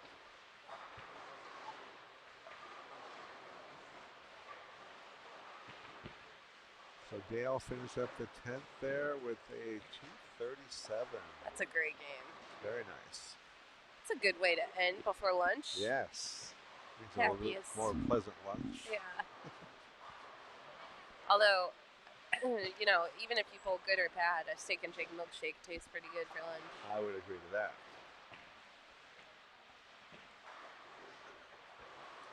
Is that where we're going? Sure.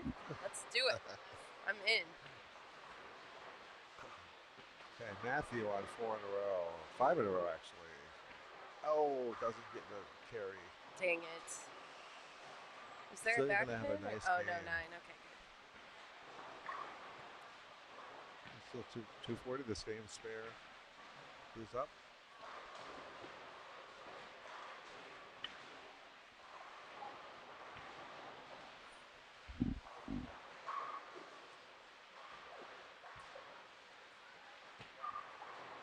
She does.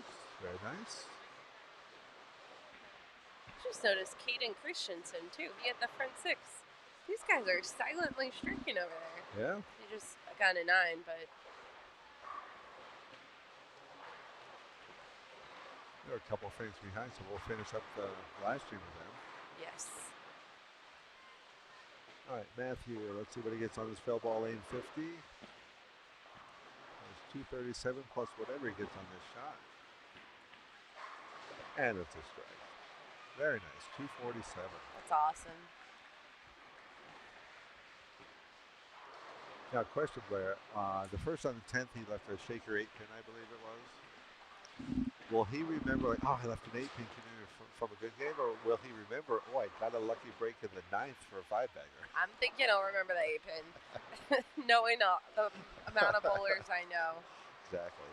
Yeah. It's amazing to me sometimes, like, some of my friends that high-level bowlers, they'll call me and they can retrace like every single frame Right. of every game. I'm like, wow. And then I'll ask them, "What'd you have for breakfast?" No idea. Can't remember that. Now, see, I already remember the food. Yeah, right. So just on the right, lane 53, we have Lucas. So it's a great reverse hook backup ball, and by far the best hair in the building. Oh, absolutely. I would kill for that hair. Me too. We were just talking earlier about, when you see some of those reverse hook styles now, like 10 or 12 or 15 years ago, a coach would look at them and go, "Hey, we need to fix that." Yep. But now coaches are. Yeah, I think it's just another tool, especially for the two-handers. Yeah. I mean, look at that. It's so what a good. Beautiful shot. So good. And I think Kyle Troop would be jealous of his hair. Kyle's way jealous of his hair right now.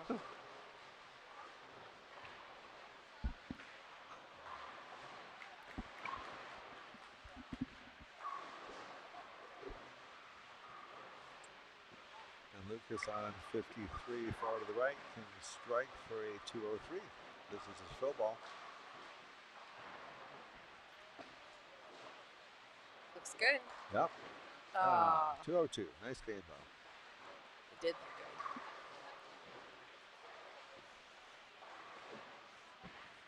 Also on that same pair, we had Jacob Fester, 222.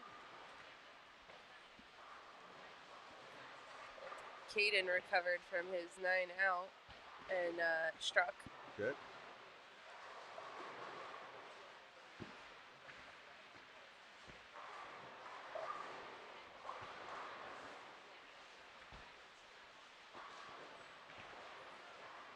Got Weston Littlejohn right in front of it. Oh, no. That's weird. Oh, yeah, Wes is bowling. He got a strike, but I think he went to get another ball to try in the fill or something. He's got suckers on the 10th coming up. Maybe he needed a ball return. He might need a ball return.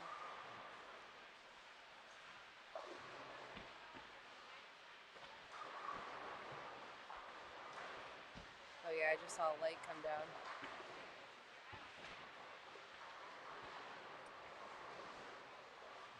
You always see a little emotion in the 5th game because the bowlers are like, "All right, let's go, come on." See some hands, I like that. fist bumps, different stuff.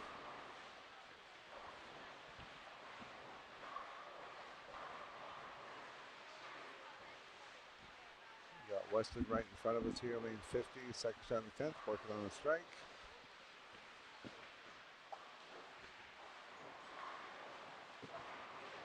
Oh, he did not like that. But it came back and gave it to him. I think he was hoping it was coming back, and it did. He's shooting 177 plus what he gets on this fill ball, so he's hopefully shooting 187. Only one open that game. Pretty good. Oh, 2 open, sorry. 2 doubles, 2 open. Yeah, so in and went high. If you're watching at home, just give us, the scores will take a little while to get tabulated in. Not everyone is done. Even when we go off air, there's still I see some games that they got 2 frames left, 3 frames down there. So might take a little time just to get all the scores in. And where can they find the scores? On bowlmetrics.com. BOWLMETRIX.com. I also dropped the link in the chat above. So many ways to find it. But we'll be back at 2:30 p.m. We're going to watch 47-48 finish up here, and then we'll take a break. Great trip of the 4-pin there for Calder. Having a nice game. Really nice game, actually. He's the one that started with 6 in a row, 9 missed, and then double. He can still punch out for 267. That's amazing. I love that. On the right lane there, Chase Metelsky. Brooklyn did not get the carry. And left lane, Noah. All right, just a 6-pin. You can pick that up.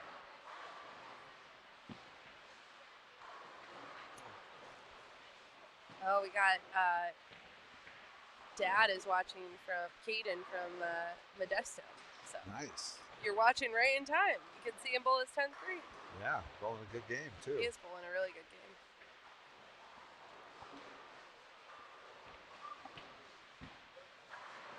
I assume he probably bowls the YBTs there in I would Northern assume. California. Yeah, lots of YBT bowlers this weekend. Yep. That's a great tournament series. Leanne and Mike Hillman started that one. Exactly. Shout out to our friend Mike. Yep. Always. Always. Sometimes he would have ventured out to Vegas, but now he's busy with the bowling center. Riley carried the Brooklyn there, 9th frame. So we're going to the 10th frame here on lanes 47 and 48. Jeez. Bad luck there. Went a little high, didn't trip anything out. Oh, that's Pierre, actually. Yeah, that's Pierre. Yeah. Okay. Pierre's having a little struggle game, but he's still having fun with it. Yeah. Chase on the right lane, finishing up a pretty good game here. Let's see what he does. I liked it. That was a And he great should. shot. Yeah. Excellent shot. Very nice.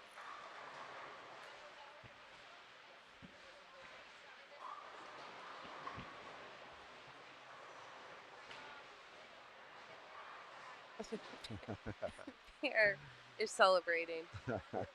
Now, he wished he got 3 points for that, but He doesn't. did. Yeah. All right. Jason on the right lane, going for his second shot on the 10th. If he strikes here, he'll be in the 230s this game. It's awesome. I'm just going to see if we have a bio for him really quick. Little high.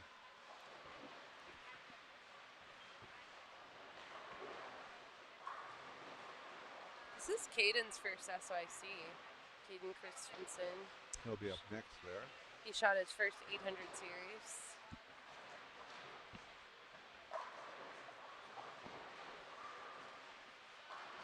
Chase Madaleski that we just saw, he's from Stockton. Bowls at West Lane Bowl. It's also his first SYC. He plays soccer. He wants to say hello to everyone back home. Special thanks for Dave Bowles for all his help and encouragement. Great pro shop guy there in Stockton. So Jason shot 222.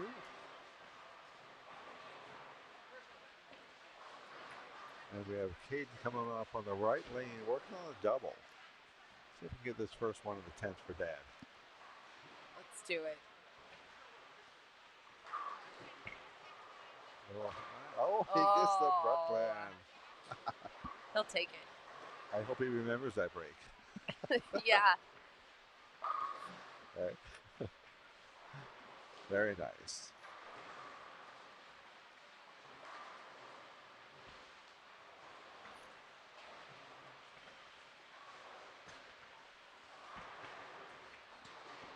On the left lane there, doesn't get the carry for Riley. Still going to have a decent game though. Let's see if Caden can build on that nice break with a good shot here. That was a good shot. Better. Oh. Doesn't get a carry. Now he'll remember that. Exactly. But he is in the 250s this game. 255 right now with a spare here. He'll have 256 to finish up. That's fantastic. Yeah. It's a nice way to go to lunch. I'm telling you. Absolutely. And definitely one of the higher games we see on this side right now. That might be the highest game we see. Yeah. Right here. Yeah. I don't see anything. Oh, yeah, because Spencer down there at 247, but Great. yeah. All right, Caden finishes with 256, and we'll see Riley finish up. And Noah and Riley.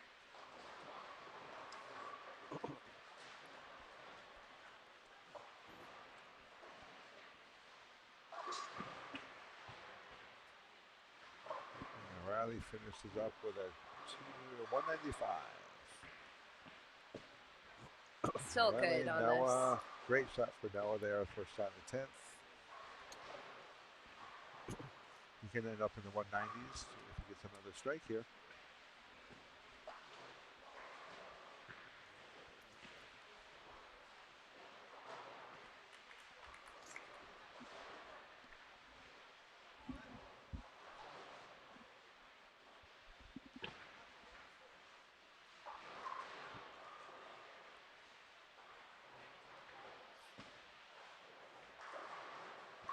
Excellent shot. Great shot by Noah. He's like, I'm going to finish really good. Yeah, he'll be in the 190s. He's going to do a little try this ball. This is always the fun one. When you try a ball that you were thinking about, you're like, I'll just see what it would have done. Kind of yanked that one a little bit Yeah, rough. he yanked it. All right. That's all right. Well, Coach Jazz, we're going to take a break, and then Okay. we'll be back. Check the scores at bullmetrics.com, and we'll be back on Facebook and YouTube a little later. Thanks for watching, and thanks for hanging out with me, Coach Jazz, and thanks for Sure, I'll be back hanging this out afternoon. with the kids and giving back all weekend. Yep. So, all right, we'll see you guys a little later. You've been watching the 2026 SYC Nevada. The SYC Nevada would not be possible without the generous donations from our sponsors: Storm Bowling, Cool Wick, PBA Junior, KEGEL, Turbo 2-in-1 Grips, 3G Shoes, Ray's Eyewear, Ballard's Bowling Academy, Master Industries, Quality Respite and Home Care, and by TD Transportation. Special thanks to the official scoring system of the Storm Youth Championships, Bullmetrics. The preceding was produced exclusively by Storm Bowling. For more information on upcoming events and more, please visit stormbowling.com. Once again, thanks for watching.